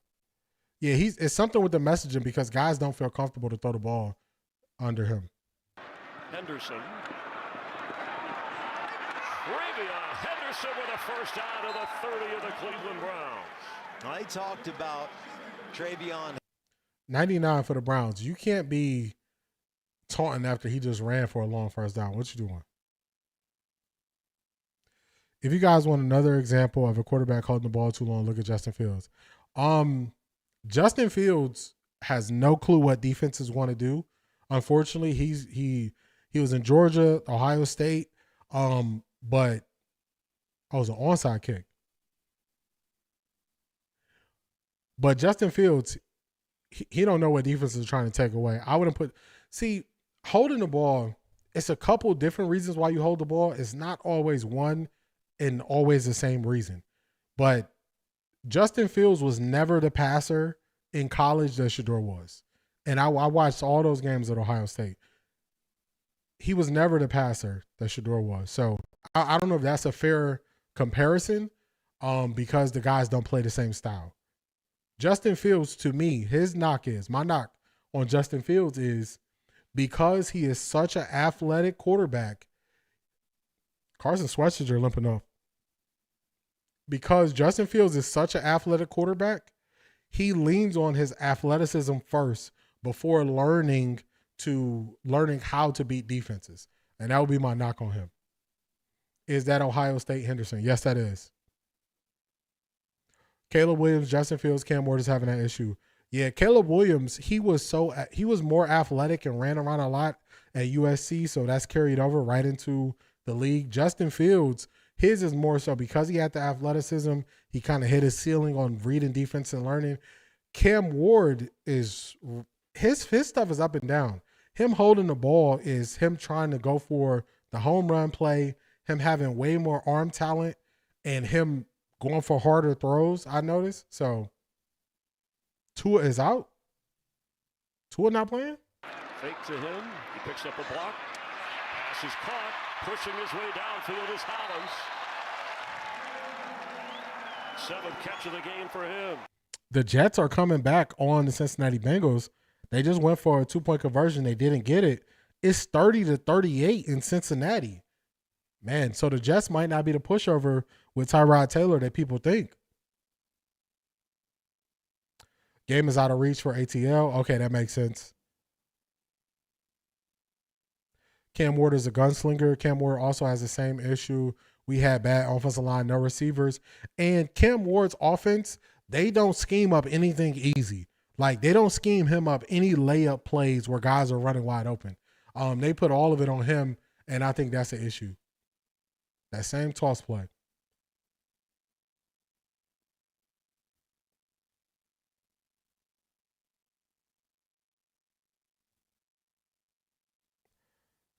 You're being kind to Shedeur haters who clearly never saw him play in college or just pushing the propaganda. I like having conversations. Everybody doesn't have to agree with me. We can always have discourse as long as it's respectful. I'm not a person that says only people can be around me that agree with me. Always says Shedeur is better than Cam. Cam has the arrogance they put on Shedeur. Justin Fields is starting for the Jets, not Tyrod Taylor. Dang, I looked up. I thought I saw Tyrod in there. I could be tripping, though. You might be right. Oh, my goodness. Henderson fumbles, 1 yard line. Devin Bush picks it up. Yeah, you might be right. It was not Ramondre Stevenson. It was Trevion Henderson, and a good hit on the part of the Cleveland defense. Devin Bush coming up with a loose ball. Yeah, and that's going to be the one negative when they get back in that film room. Put that ball on your chest. Yeah, that ball is out there. You got to have two hands on it when you get into areas of contact, and that will be the one coaching point for Henderson. But hey, listen, taps on the helmet. The kid has been a really, really pleasant surprise today carrying the football. Mahmoud Diabate knocked it loose. Bush with the recovery. Cleveland will get the football back. They just overturned it, and the Jets 32, Cincinnati 38. That's crazy. But they're at their own 1 yard line. So if you use a little hard count here with the rookie quarterback, try to draw the deep. Oh, where did you go?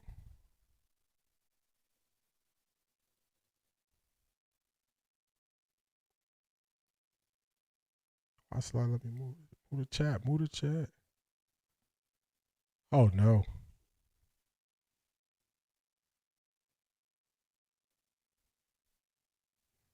I can't see the person's name. I want to call it Antremain ESQ. You are correct. I thought I looked over quick and I thought I saw Tyrod Taylor.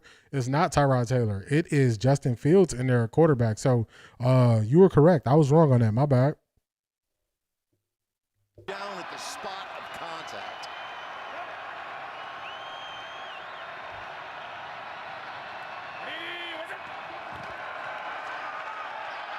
Dylan Gabriel to throw, and there's nobody home.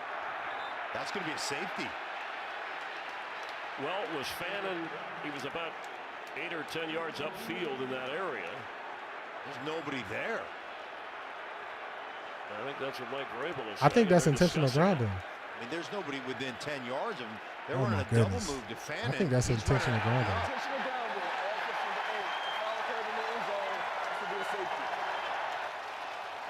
Tack on 2 for the Patriots. I saw the Panthers game. He missed wide open receivers underneath legs to make a bigger play, but those plays are not always going to be there. I agree. It's risk versus reward. It's times where you got to take the risk for the deeper play. But he's not out there. Fannin was running a little double move, so that's just one. I think maybe he thought Dylan Sampson was going to be out there in the flat, but he was trying to help. Yeah, I don't know who. Pass protection, and I don't know who he was planning on throwing that ball to right there. Mistake there to give the Patriots another 2 points. It's just going from bad to worse, y'all. Super computer. Yeah, this is. Well, disappointment for the Browns. Trying to put back-to-back wins together. The rebuild on for Stefanski. It's going to be hard for them to defend Dylan Gabriel after how he's performed in this game. The young players, 14 rookies on this team on the roster, most in the NFL. Patriots have a dozen.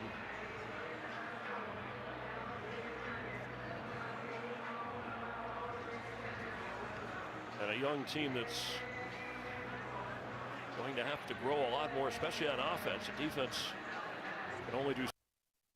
Who just said it? Toolman. Yes, I just looked up and I saw that Flacco sack. That was on 3rd and 10. Flacco, what you doing?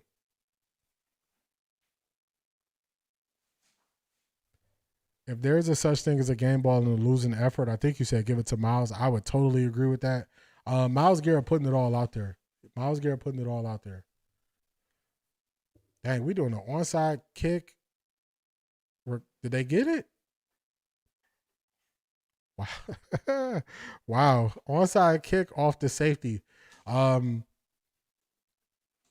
our kicker, he couldn't make a field goal, but his attempt at why didn't you reach for the ball? Cooper, who recovered the last one, and what a mistake. That's a perfectly executed ball, but you got to go attack that in the air. You see, by the time it gets to you, when you wait on it, it takes that bounce over your hands, and wow, you got to love that. Yeah, go ahead, get excited.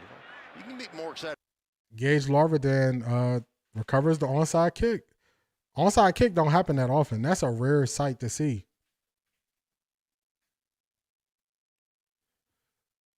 $32-13. Yeah, Cheryl, what's going on? How you doing?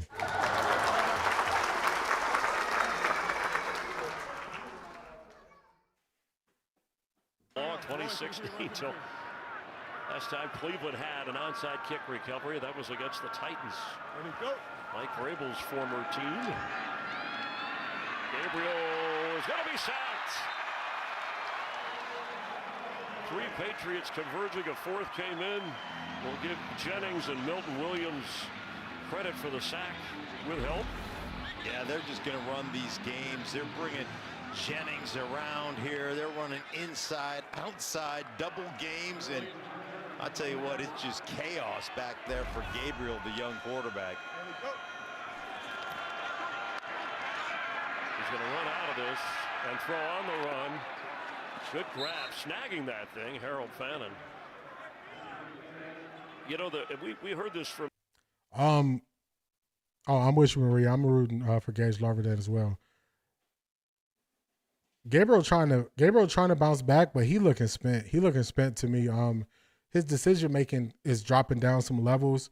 When he just threw that ball out the end zone for a safety to nowhere, that's just a sign of how he's processing things right now.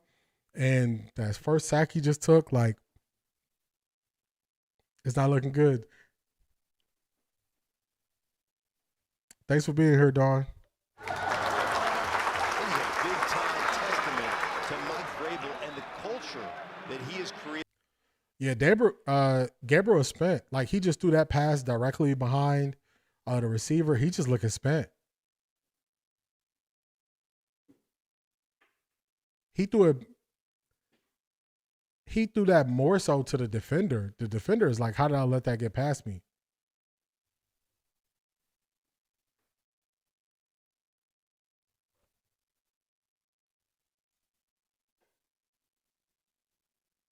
Man, Huntley just ran somebody over.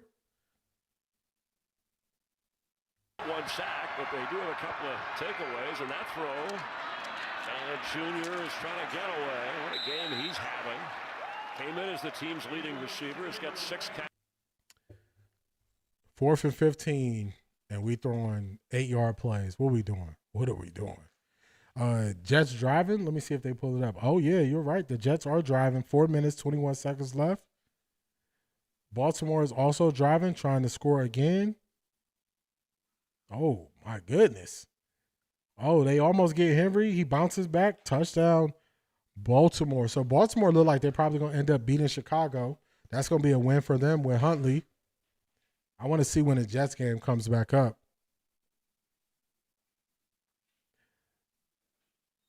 Yeah, the Jets are driving.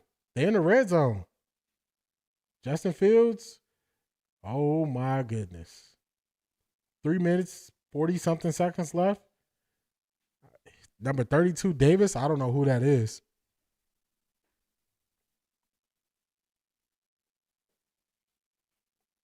It's going one-on-one.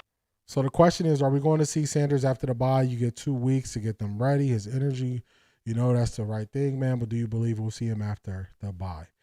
I want to see him after the bye. Myles Garrett is flipping out on the sideline. Myles Garrett just slammed his helmet. Uh-oh. This is not what they want to see. Myles Garrett is flipping out on the sideline, y'all. This is the thing that could make them have to change. If you start getting these defenders and they start going upstairs and saying we can't play for this, Myles Garrett flipping out. He flipping out.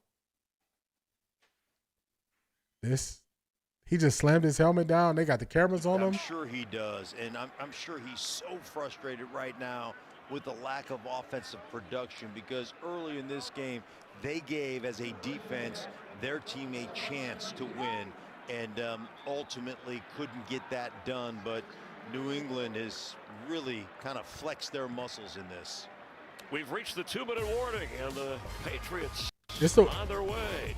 It's the one thing that can happen. The one thing that can happen where they'll be forced to make changes is if Myles Garrett, the way he just slammed his helmet and is frustrated on the sideline, that is what could make them make changes. Jets 1st and goal at the 2-minute warning. Oh my goodness. Cincinnati still has 3 timeouts. Hey, the Jets not looking like a pushover like people think. They're not looking like it. They're not looking like it. It's gonna be a lot of people. Garrett is mad because he sees what we see. Yeah, that's a fact. Do you not see DG laughing on the sideline when Shador was getting sacked? I have zero sympathy for him. Do you be able to share clips of the Myles Garrett tantrum? Let me see if I can find it on X real quick.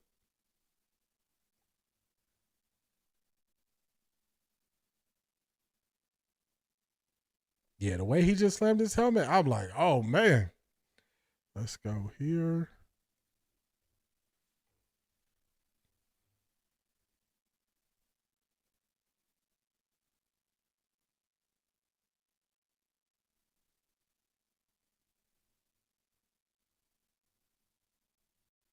Search for it.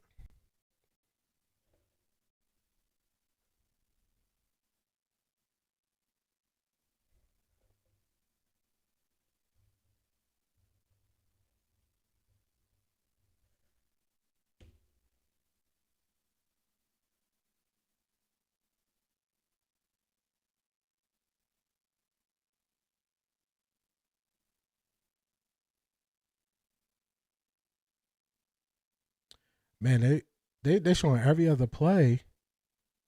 People are talking about it, but they all put in memes up, but I gotta find it.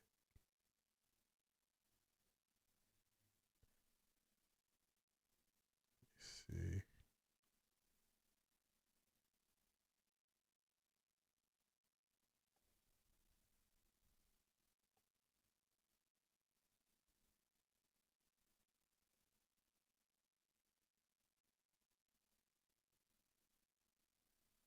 Hey, nobody clipped it. Nobody clipped it yet on X. Nobody clipped it. Let's see. Let's do this. This game is over anyway. Let me see if I can rewind it on my stream real quick. Can I rewind YouTube? No, they don't even let you rewind this thing.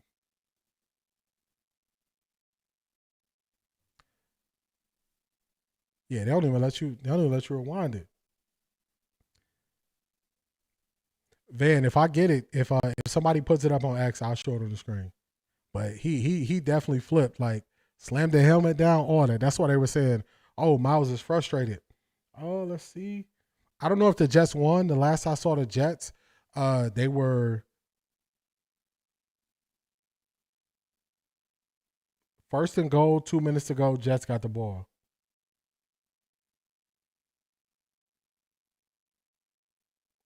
Oh. Jets just scored a touchdown. Jets just scored. You know what? This Browns game is over with. Let me shut this down. I don't need that. Let's shut this Browns game down. I'm going to pull up Red Zone. We'll listen to Red Zone, so we'll get the scores. Let me see.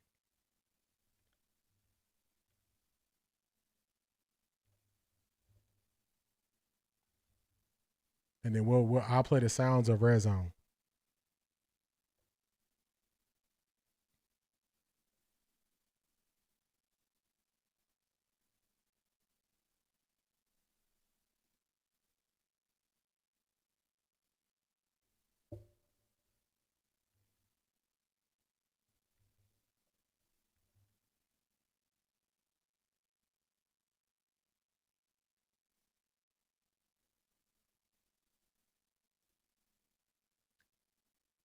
What are we doing, Red Zone? Why you keep telling me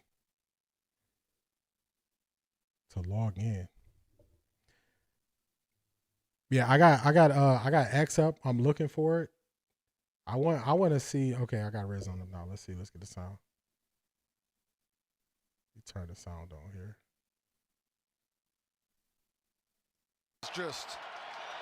You just want to give yourself a chance. Get in the end zone and put some pressure on the Ravens.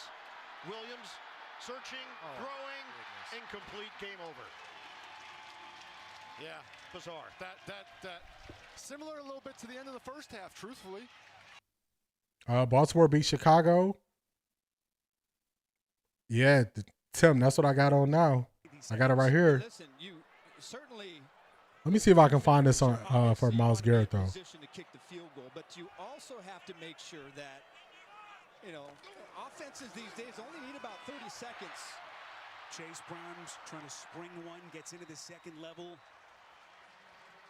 It's just adding to the importance of this game. Cincinnati trying to get themselves back in the conversation in the AFC North. This is one that you can't afford to miss. Well, it's a huge game because as high as the vibe has been here for Cincinnati. All right, I think I got it, y'all. Let me see. Oh, I got it. I got it. Hold on. Let me get this for y'all. Optimism and enthusiasm and everything that Flacco's done for this offense. Let me pause that. Let's see. Let me swap it out. Let me not have no problem swapping out my screens like I had that one day. I was trying to show y'all something. Let's go here. Let's go here. Let's go here. Where we at?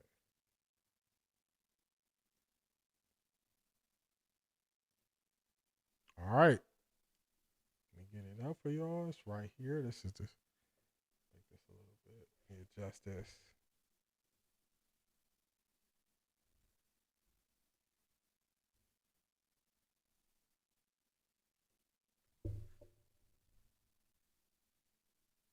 All right, y'all ready? This is the video right here of Myles Garrett flipping out on the sideline. I got it. Check this out. 5 sacks, single game franchise record.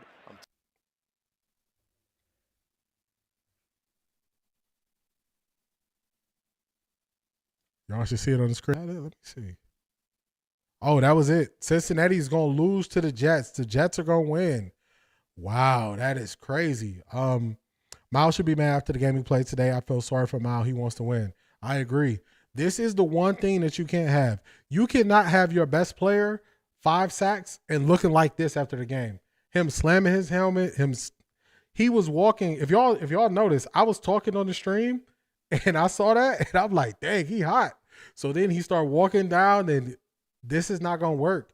He's going to say, look, we can't keep doing this. We need changes. Yeah, I just saw that. The Jets are going to win. So I'm gonna go back and see what the Jets were doing on offense. But the Jets offense getting their first win, putting up 39 points against Cincinnati, people just penciling in a win for the Jets. They just pencil in. When the Browns play the Jets, they're going to win. But you can't pencil it in.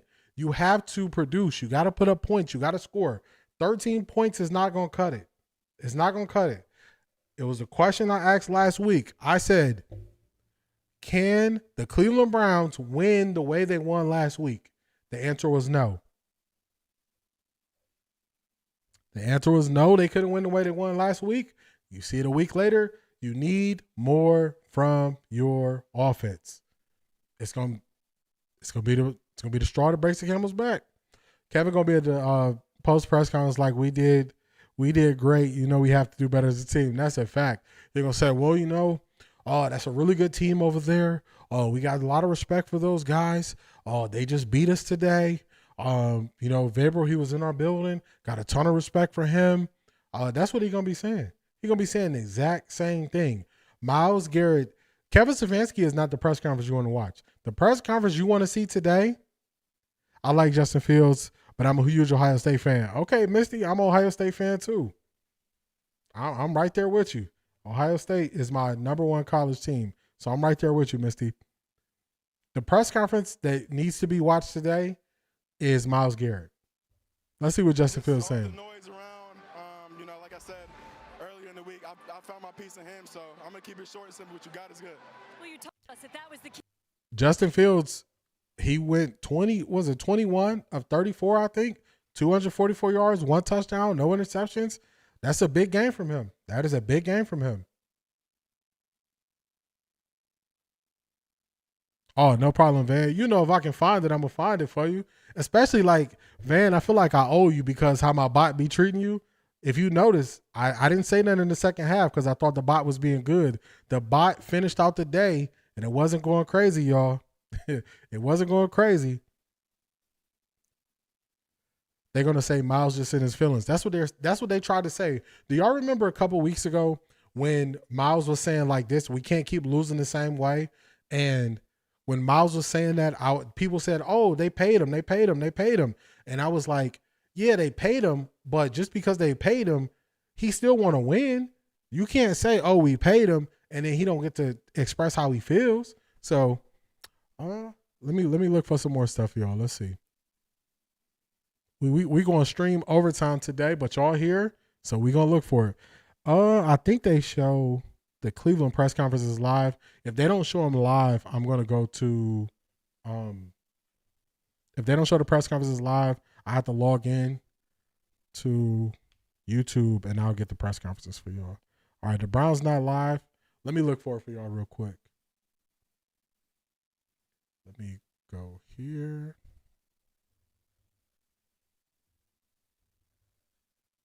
Let's go here.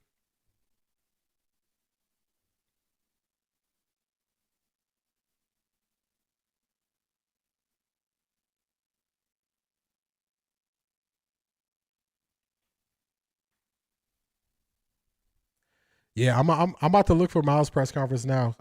Let me get into let me log in. I didn't have my stuff logged in to play YouTube, but I'm gonna jump in there. I'm gonna find it real quick. Let's go here.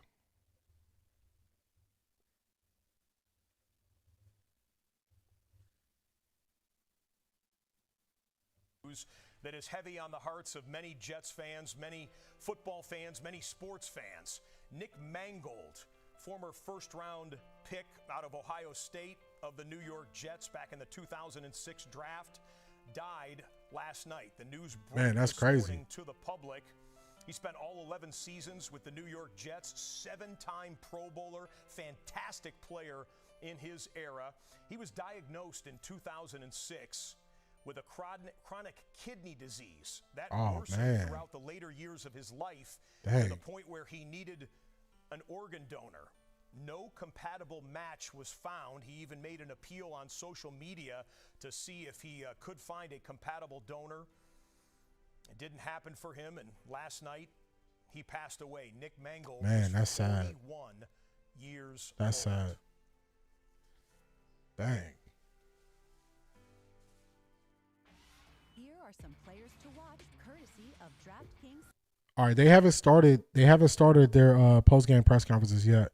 I'm on the Browns YouTube page now, but we'll go a live reaction to them things as soon as they hit.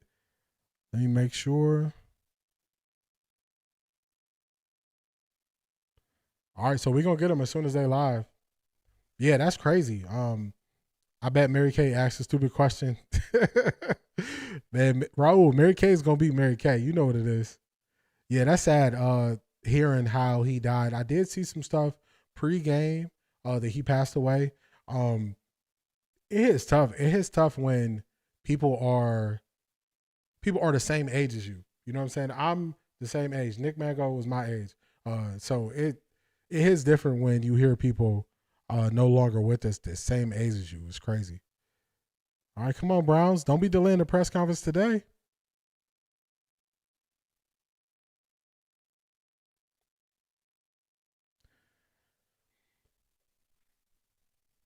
Now I'm glad Shador didn't have anything to do with this game. Yeah, this game was out of hand. I appreciate y'all. For real.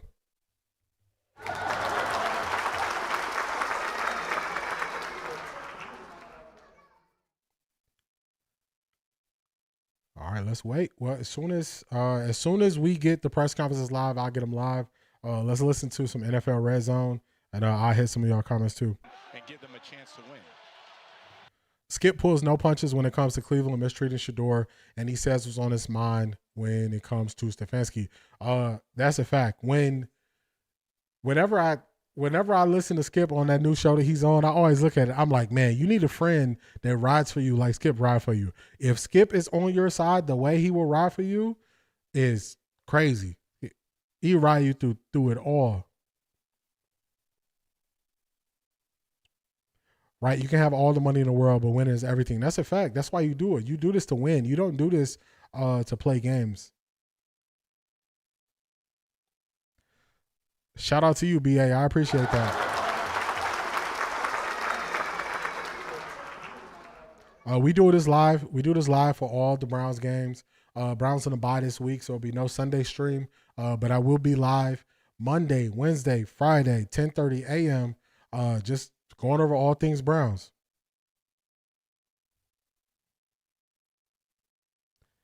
My bad, Shirley. Let's see what you got. Facts. Sanders can he play, or is this all BS? I'm with Sanders. I want to see Shedeur play. I want to see it. Let me end this poll. Sign Cody Kessler. Cody Kessler doing TV right now. He doing TV. Let's see. Let's refresh. All right, we still waiting on the Browns to go live. So, I used to be into sneakers. I used to wait in lines and all that stuff for them. One of the things when you used to be trying to get the drops right when they drop, you keep hitting that refresh page when you online just so you can log in and pick your size. That's what I'm doing right now that's what I've been doing when I'm waiting for this Kevin Stefanski press conference. I'm hitting a refresh button continuously like, come on, Kevin. Come on, Kevin. What you got to say, Kevin? I think the Browns wanted to give DG as much space without worrying about his competition. That's 12. Now they can play 12. I like that. I agree with that. Do you do the Ohio State games too? I did Ohio State's game versus Texas. I probably won't do Ohio State games until I might do the Big Ten championship because I think they'll be in it, and then I'll probably do their games in the college football playoff once they play some good teams. I appreciate it, big dog. Miles probably is having a fit. He like, man, we can't keep doing this. We can't keep losing this way. Did Drake May seek out and shake Shedeur's hand? I'm not sure. I didn't watch till then. I was trying to find Miles flipping out. I hate the Bengals didn't win. I wanted Flacco to win. Yeah, it would have been something. So just think about this. If you would have had Flacco winning in Cincinnati, he was in our quarterback room this year. If you had Huntley winning, he was in our quarterback room. And the Browns losing with Kevin Stefanski's guy. Only 2 targets to wide receivers? Man, it was that low? Let me see. Let's see who has some targets. Let's look at this box score. Shirley, you are so right. He is definitely stalling with the press conference. Normally he be already there. Today is taking forever. He like, man, they waiting for me. I can't go. He like, delay. Kevin, where you at? We waiting for you.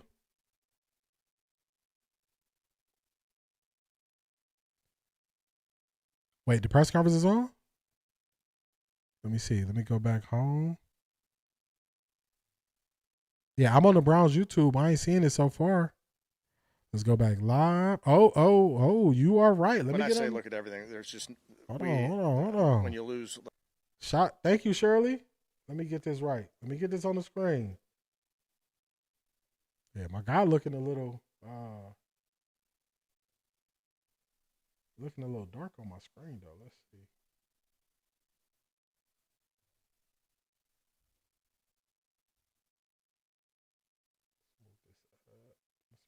Down. Let's see what our guy got to say. What you got to say for yourself?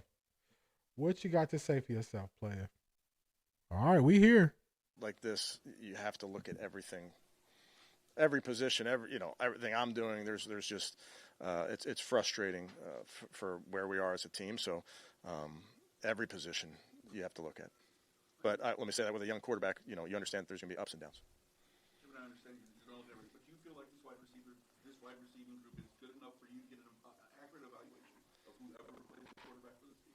Yes. Yeah, we need to do a better job. I need to do a better job. Obviously, Jerry needs to get the football, but we have to do a better job. Yeah, variety of reasons, but it doesn't matter. We got to get him the ball.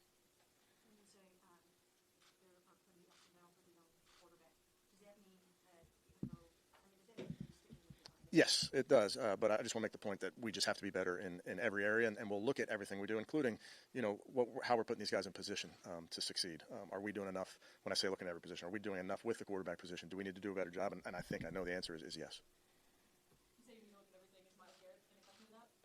Yeah, listen, it's a team game. We'll win as a team, lose as a team.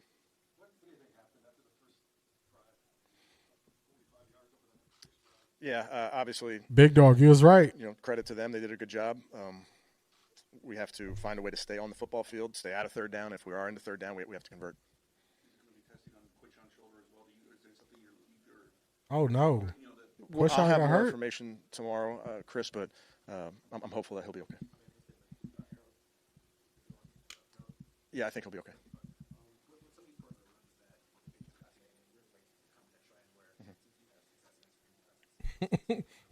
Same thing every week. Yeah, there's a bunch of different things that we can look at. Obviously, with our defensive front, there's teams attack us in certain ways, and that's always been the case really in this defense. And we have ways to combat it. And obviously, there's gonna be times when they you have to give them credit, but there's things that we can do.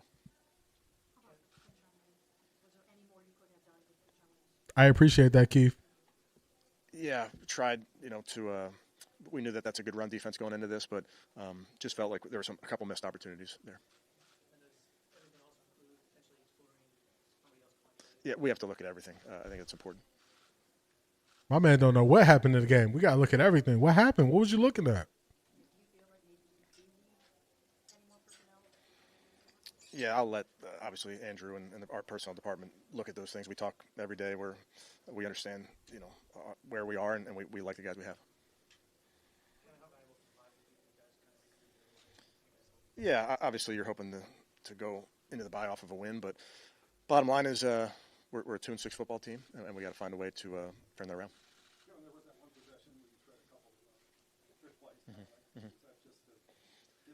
No, yeah, those are plays we've run in the past.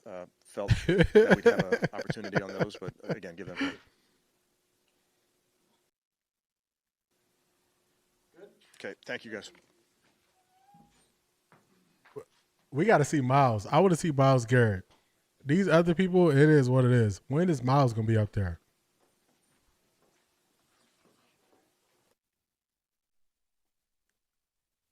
He always said we got to look at everything, big dog. Like, so you can't recall anything that just happened in front of you? Yes, that's beast. Been a Browns fan my whole life. I've never seen Miles that mad. On the sideline, like slamming his helmet and stuff like that. I never seen him mad like that. Not like that. Not like that. Like, of course, he going to go through his frustrations and stuff like that, but the way that he was mad over there, nah, that ain't normal. That ain't normal. Why they shut it off? Normally, they just had a press conferences rolling, so you just get all of them in a row, and then they edit it later. But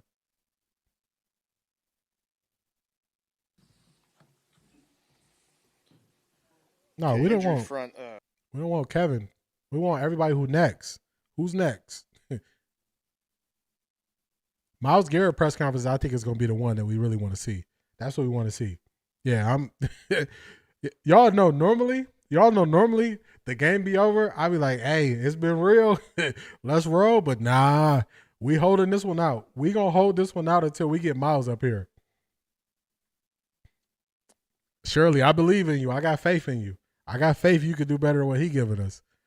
Yeah, we holding out for Myles. We going to all see his reaction live at the same time. Another nothing. He doesn't get it that Dylan is not the one. Atrocious. What he has done to Shador, he should be fired. I wanted him fired before the season started. Or the last 5 games, didn't look at any of those. He never does. Like, what did you see? Can you recall anything that just happened? No, I just got to go look at it. It's like, come on, man. Yes. I think they are stalling Miles because if y'all notice, when they do press conferences, the press conferences just run together. Everybody just leave their stuff up there, their phones and all that, and they just go to the next person. Let me keep hitting a refresh. They might be holding them because y'all know how the press conferences go. It's the same thing every week. It go Kevin, Dylan might be second, and then Miles after every game. But the way Miles was hot, yeah, I agree. They might try to keep him away from the mic. They might not. They don't want him going up there. You know what I'm saying? Don't be out there telling these people our business. Oh, so we missed it. But Kevin Stefanski said they are sticking with Dylan Gabriel after the bye. Ooh, man, doubling down. He's doubling down. He's doubling down. This is going to be his job. Let me not just tell y'all. Let me show y'all. Yeah, they slow rolling Miles to the podium. They are definitely delaying him getting there. Let's roll this back. But I just want. All right, I got y'all artists on the screen. Let's get the volume up so y'all can hear Kevin. Make the point that we just have to be better in every area, and we'll look at everything we do, including, how we're putting these guys in position to succeed. Are we doing enough? When I say looking at every position, are we doing enough with the quarterback position? Do we need to do a better job? And I know the answer is yes. But I just want to make the point that we just have to be better in every area. Just keep repeating the same old, same old. Garrett isn't going to like that. I know. They don't want to come out that mad. I agree. Season is already over. Why not see if you got your quarterback of the future? Honestly, I feel like Kevin wants out of Cleveland as well. Hey, he might. You make it easy for us. Go ahead, walk away. Make it easy for us. This is his last year. I agree. I wanted Kevin out. Y'all know, right after the Miami game, the first thing I said was, I nothing changed for me for Kevin, because it's just you get a great defensive performance. The offense misses a lot of things, and then you come in here with supposed momentum, and the offense look like the offense. Now, I said this one time, and I'm going to say it again. The first 4 games from Joe Flacco and Dylan Gabriel look exactly the same. Both have wins based on the defense, but the games look the same. The games, it doesn't look different. Garrett's so bad he might be on the injury list with 12. That's a fact. He might refuse to play for a few weeks, get a tummy ache, and sit. Y'all notice he been popping up on that injury report lately throughout the week.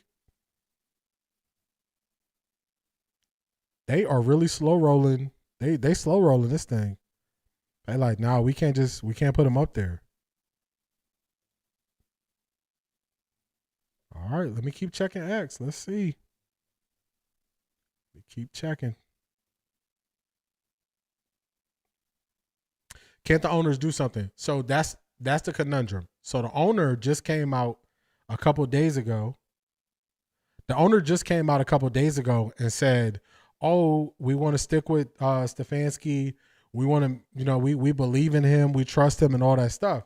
And I always said, even if the owners wanted to stick with Stefanski, the players are the ones who could force his hand on change.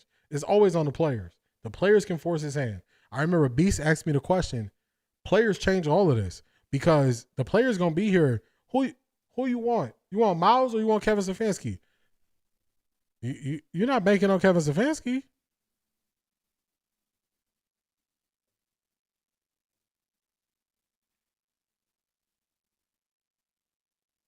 Trade DG for a 3rd rounder. Yeah, they told Miles, you can't go to the podium like this, bro.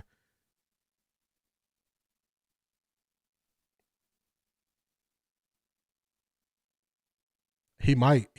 You're right, man. He might. He's still hot after this. Like, man, this is not. I came back. Y'all gave me money, but do y'all just want us to keep losing and him to keep saying the same thing every week and nothing get better? Like, if y'all noticed throughout the game, I was pointing out, like, man, look at Drake May throwing the ball. I was pointing out their run game. They were attacking the edges in the run game. They were attacking the outside in the run game. What were the Cleveland Browns attacking? Who are they putting in conflict? When are they putting a receiver in conflict? It's hard to find it. It's not happening that often. And then what happens is it's 2 or 3 games. It's 2 or 3 plays that they want to highlight. It's 2 or 3 plays they want to highlight and say, oh man, that play should have been better. But it's like, no, you're not setting us up for success. All right, let's refresh this. Miles, we waiting for you. You ain't gonna wait us out. We waiting for you, Miles. Yeah, still nobody. How many years do Miles have on his deal? Tool man, my bot be tripping. My bot sometimes go through some changes. So my bot be tripping. My bot has been in order for most of the stream, but he be tripping. How many years does Miles have on his deal? Miles signed a 4-year extension. Signed a 4-year. Let me look it up for you real quick. Stevie Wonder told me Kevin Stefanski is the problem in Cleveland. It's not fair to the good players at all. It's not. Yeah, that's my fault. My bot he's been in order the whole stream, and then the end of the stream, I guess he forgot the rules we put in place early. So my fault about that. Let's see.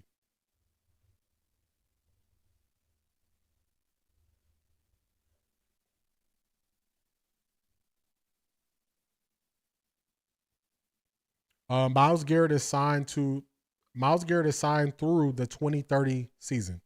He signed through the 2030 season. Let's refresh. Come on. Yeah, still nothing. We still waiting.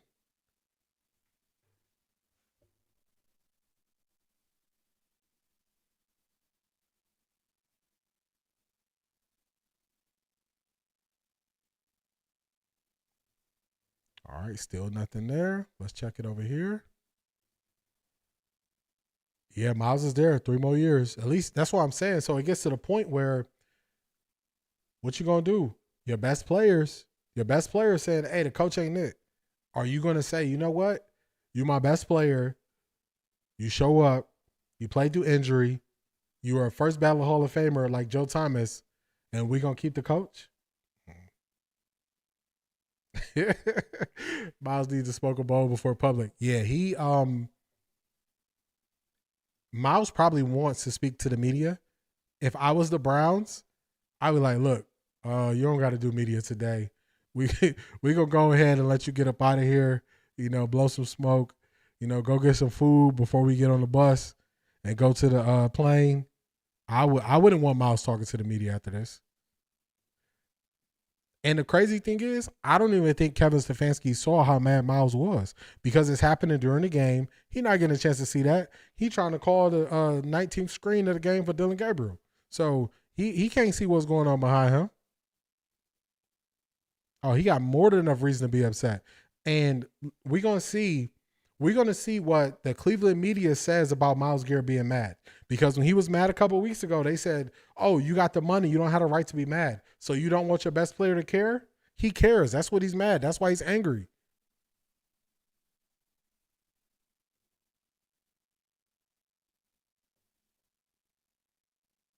Uh-oh. We're live. Hold on. Oh, Browns. I see what y'all doing.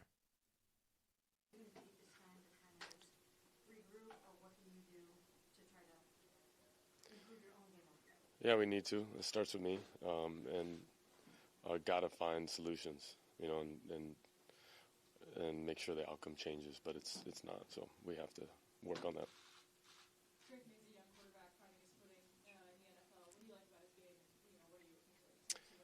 Yeah, he's just been playing at a really high level this year. So yeah.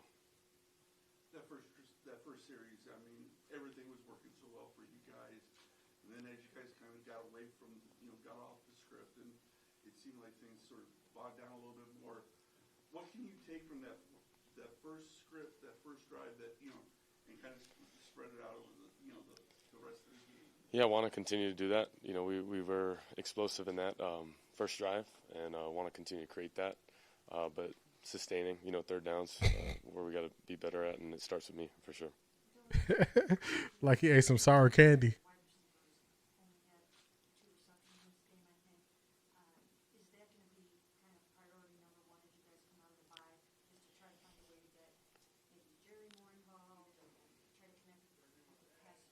Yeah, we'll have to watch film and then let the coaches see what the priority is, number one.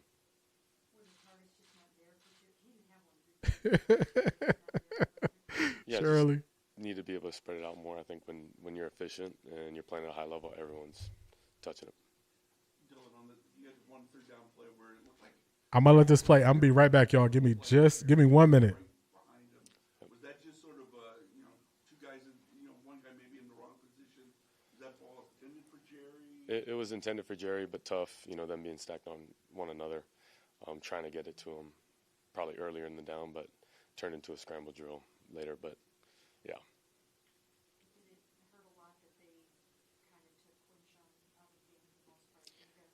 Yeah, Quinshon's really good and like when he's in the game. There was a pass to Bond out of bounds. It took you a while to see him because you were scrambling a little bit. Yeah, it got squeezed and then ended up getting out, but just the yardage was shrinking there.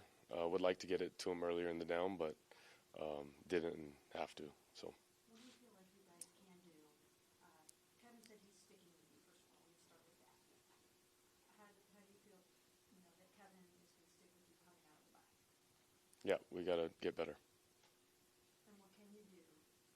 We got to get back to work. You got to get better. It starts with me, and yeah, I don't want to stand up here and say the same old story. So. We got to get better, and there's multiple categories starting with me.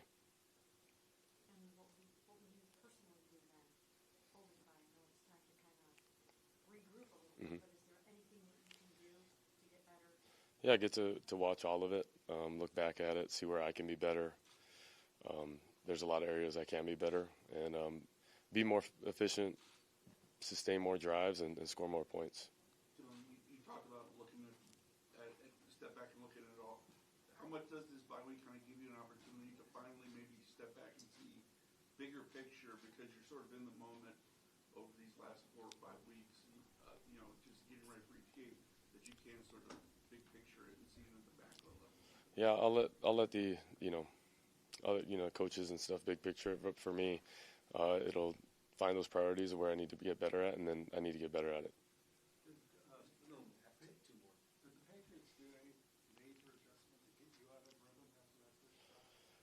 No, I think they just are a very solid team and played really well, sound football, and they made plays and we didn't. So it's the name of the game. We got to make plays, and it starts with me. How frustrated are you right now by how this is going? Yeah, I don't think anybody likes losing. Appreciate it. Thank you.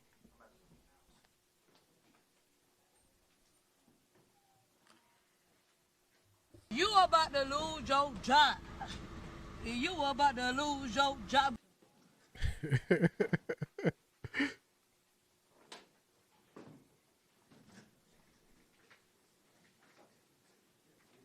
So y'all notice it's almost like 2 Kevin Stefanskis. He sounds just like Kevin Stefanski's. Why don't Dylan just be honest and say, I can't do it? Let Shador try. We respect him more. Hey, just say, look, I'm sorry. 12 is more exciting play style. I agree with that. Sorry, not sorry. You about to lose your job. You about to lose your job. You already know what's coming. Same old story. Same old, same old. How many times can they say the exact same things? Beast, you said you're watching Cam? Beast, who was Tennessee playing? Ninja Turtle head. Taking me out with that.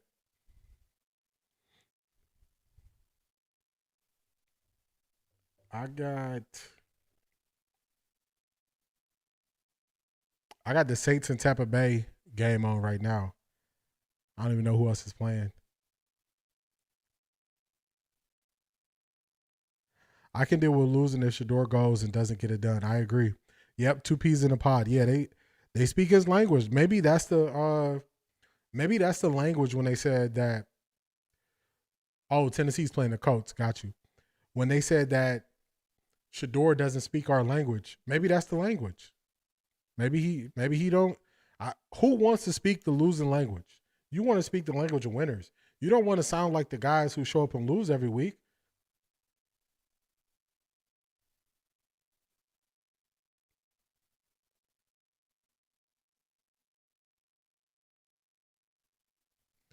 Come on, Miles. We waiting for you. We waited for Miles like this to walk out there.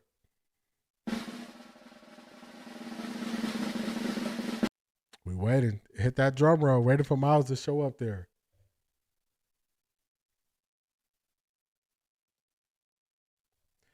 Let me see what the Colts doing. How is Cam Ward looking so far? We'll pull it up on here.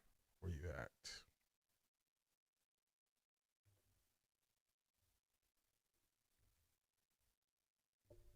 While we waiting for Miles to get ready.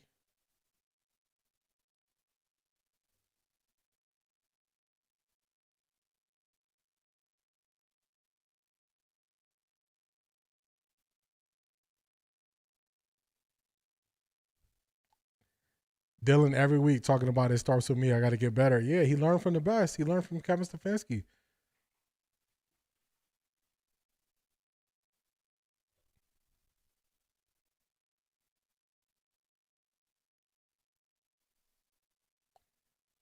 Third and 10, money down, and it's money down for Cam Ward. What's Cam Ward gonna do? Oh, he's not doing anything. He's not doing anything right now. Let's see. 3rd and 10, play clock getting low. What you got? Oh. I don't know none of the receivers that Tennessee has except Calvin Ridley. I don't know who number 17 is, but they got a big first down there. They needed it. Browns have been struggling for a decade with flashes of brilliance. I mean, since Bernie Kosar lost 4 times in a row to the Bills, who lost 4 times in a row too. Browns have had some struggles. 2, man, that is a fact. Dylan is bad in the press conference. What 40 years? Yeah. A rough 40 years. Very rough.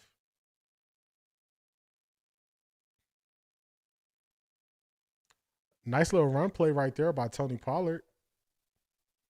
But we just waited for Miles. They just don't like 12 Let me slow down. They just don't like 12 style. I don't care what his style is, how he speaks to the press. All I care about is winning. Big facts, big dog. Big facts. You want to see a winner. You want to see a winner. And a lot of times, some of these organizations have been losing so long that they are turned off by a winner because you have confidence. You want to make change. If you are drafting a quarterback high at the top of the draft, it's because you need change. You don't draft a quarterback high in the draft because everything is in order. You drafting somebody because you need them. Oh, here we go. Hold on. Uh-oh. Actually, yeah. Thank you.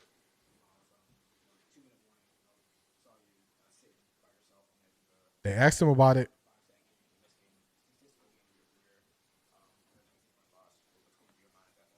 I'm frustrated. I want to win. I don't care how much time is on the clock. They got their starters in. There's a chance we can win. I want to be a part of that. I don't care how dire the situation looks. I'm want to try to make something happen. So I hate coming out of those situations. I hate, that kind of inevitability and not being able to do anything about it because I want to win and I'll do anything. Oh, they pulled him from the game.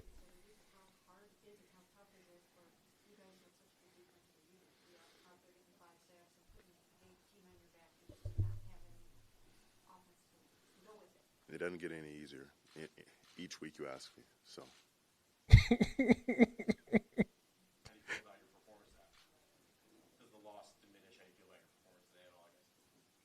I would throw the whole performance away for a win.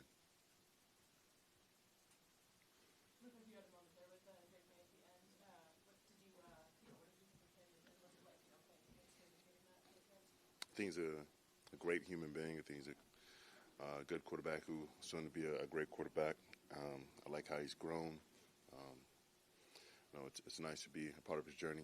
Hate to be on this end of it, but it's nice to see how he's leading his team. He's helped them rebuild into what they are now. So, and in a way, I'm proud of him, and I'm happy to see his success.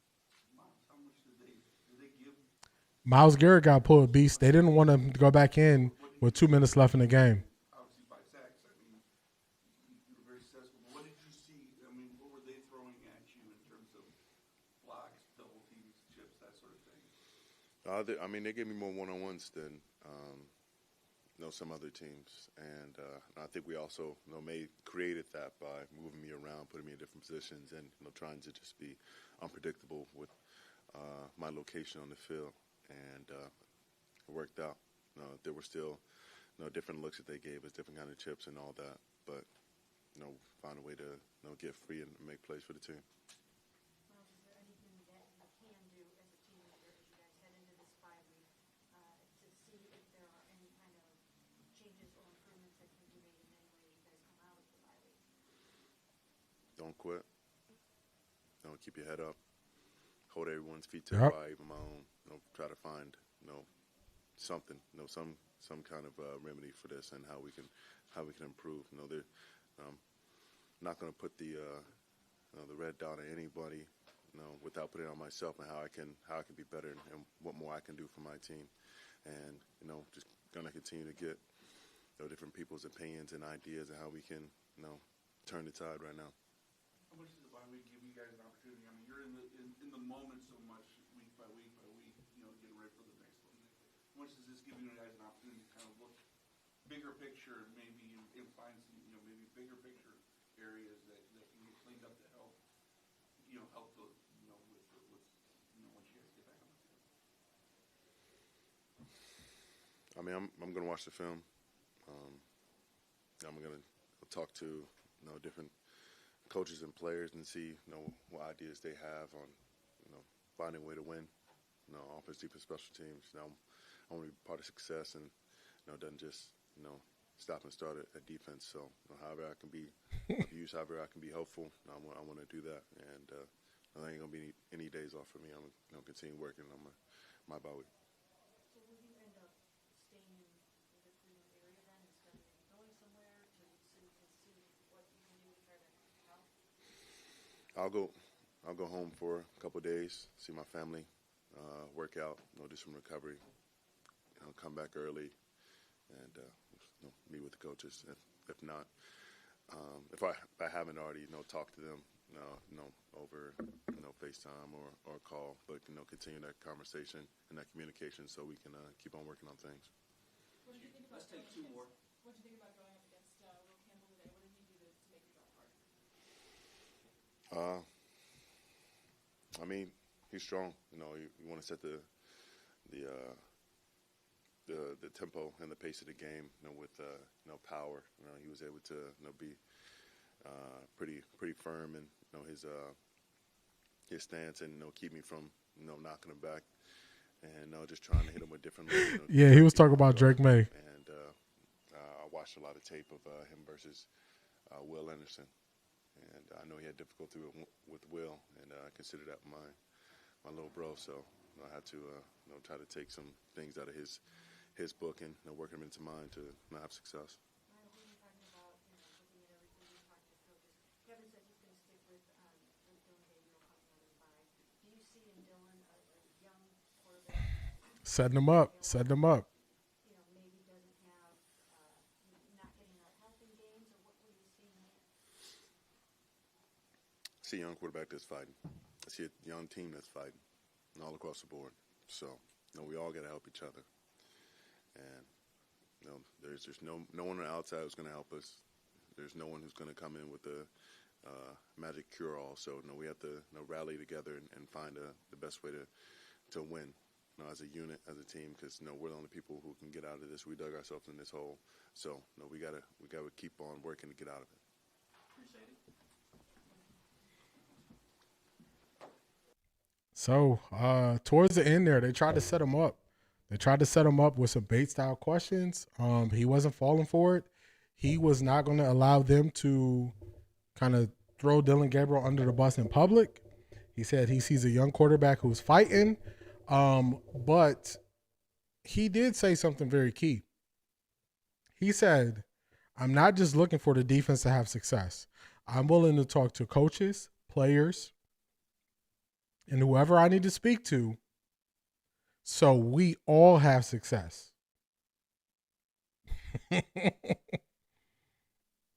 Hey.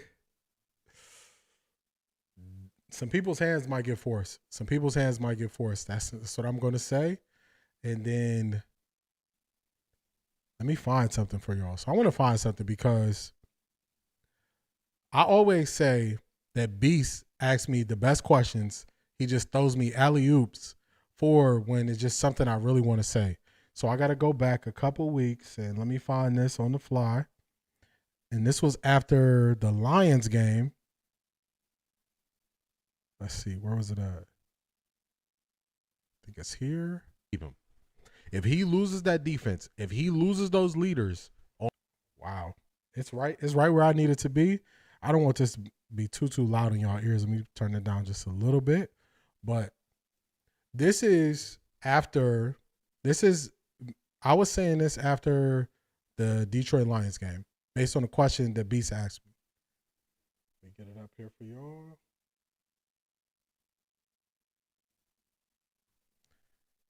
Also, looking shiny. Boys looking shiny out here. Alter that a little bit. No. It's a little bit better. So, your coach dug in this hole. That is a fact. He dug himself in this hole. He did this. This is a question that Beast asked me. And this is the one thing that I said could change even if the owner wanted to keep Kevin Stefanski. Let's go. Kevin is on the hot seat because his players on the defense, the way that they're playing, the way that they're balling, they are sick and tired of being sick and tired. And if you have enough of those players on the defense who are producing, who are under contract, who are in their prime, a Myles Garrett, a Denzel Ward, those guys go upstairs and say, hey, Kevin is not the guy. That is how Kevin can lose his job even if the owner wants to keep him. If he loses that defense, if he loses those leaders on the defensive side of the ball because he's doubling down on Joe Flacco, doesn't want to move on from Joe Flacco, that is how he could lose his job. And that was right there in front of us the whole time. So I said this after the Browns lost to the Detroit Lions when Joe Flacco was still there. People were still trying to defend Joe Flacco. And I was like, it's one way that this thing could get turned upside down. And that one way, we are watching it play out directly in front of us. We are seeing Myles Garrett. He's sick and tired of being sick and tired. He doesn't want to keep having these amazing performances only go to waste because the offense can't score points. We hear now. We hear it now. This is how they feel about Kevin Stefanski. Relax. You ain't got the answers. I'm asking you. You ain't been doing the education. That's how they feel about Kevin Stefanski. They don't believe he has the answers. They told him he was frustrated because he couldn't go back in the game, but somebody called it. It might have been Big Dog who said they told him to say that. I think it was Big Dog who said they told him to say that. He was frustrated because they keep going through the same thing. They cannot score points. It's not just this year. They haven't been able to score points going back into last year when Kevin Stefanski was calling plays. This frustration is building up. They've seen this movie. They've seen the ending. They've seen the credits roll. They've seen all of it. They don't want to go through this anymore. And Myles Garrett is the one who is saying that. You notice that nobody on the outside will come in and save them? They have what they need in the building? Detroit Gemini have been dropping gems all stream. It makes you not want to go to work. That is correct, Misty. That's how they view it. That's how they look at it. That's what they're dealing with. Kevin Stefanski is what he's doing is He is, to be right about Dylan Gabriel, he is sacrificing the entire team. The entire team, he is sacrificing them.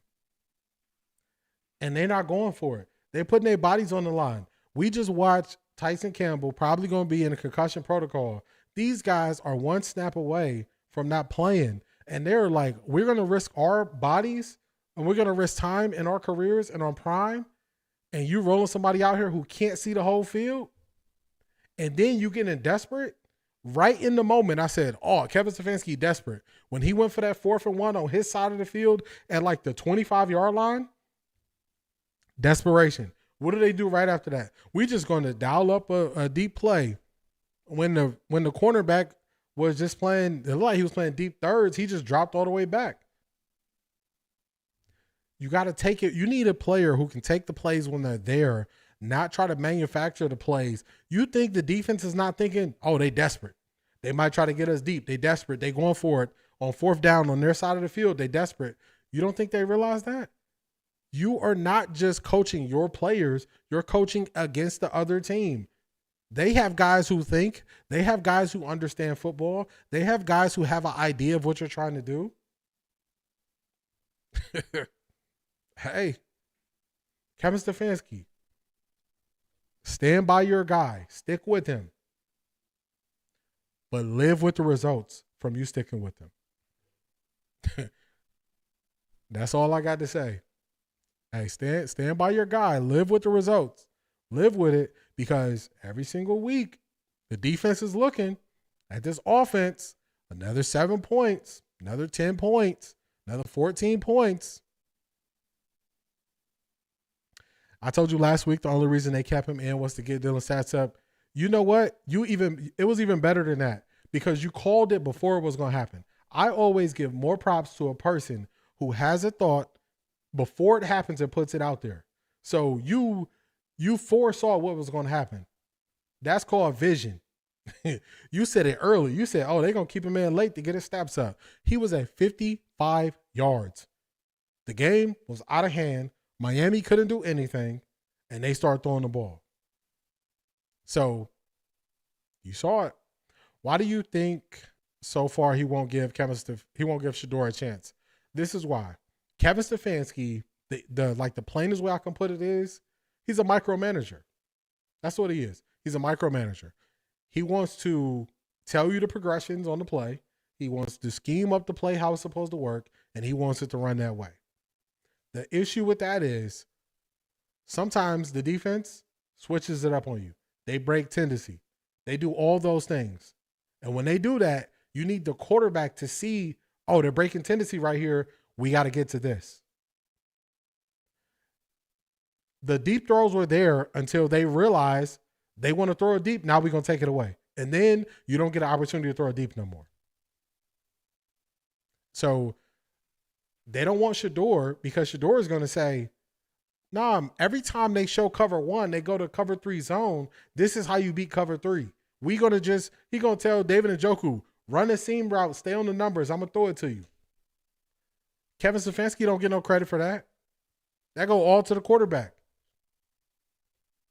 That's why they don't want somebody who's going to come in and change it. They don't like the wrist up. He the boss at the factory that nobody like Kevin is. It's there. It's right in front of us what it is, what it's going to be. Kevin Stefanski, if you notice, that first script plays, they worked. As soon as they got off that script, it slowed down. Part of the reason why his play calls slow down to me is because you don't have that time for the play caller to get with the quarterback and speak on what they're seeing on the field so they can adjust it on the fly, because you got him trying to manage a game where he don't even do a good job of that, because when you're going for it on 4th down, he don't call a timeout. He lets it go to 4th and 11. So it's too much. There's no turning it around. They got to go. They got to get off the quarterback. They got to get off the coach. They got to get off the quarterback. And Andrew Berry has a trump card in Shedeur. And probably tomorrow, I'll tell y'all more about why I believe Andrew Berry is the one who picked Kevin Stefanski. I've been saying it from the beginning, been saying it from the draft. So I'll do some more rewinds. The same way I rewind it here. I'll do some rewinds tomorrow. The show will be live 10:30. And we'll go into why Andrew Berry has separated himself from Kevin Stefanski. And he didn't just do this now. He did this at the time of the draft. Because Kevin Stefanski stood on the table for Dylan Gabriel, and he said, that's cool. That's your quarterback. I'm going to get me my quarterback too. You got your quarterback, I got my quarterback. We're going to see how they do when the season starts. He just sitting there waiting to put him in. He just waiting for it. So that's it though, y'all. Oh, shout out to y'all. Shout out to y'all. 35 to go. I appreciate everybody. I appreciate everybody tapping in. This has been a marathon stream. We've been going for 4 hours. So I appreciate y'all. I appreciate y'all just spending this time with me and watching the game and y'all listening to me. Y'all supporting me. Y'all kind words. Your banter back and forth. I greatly appreciate it. So just definitely shout out to y'all. Clap it up for yourselves again. I appreciate y'all.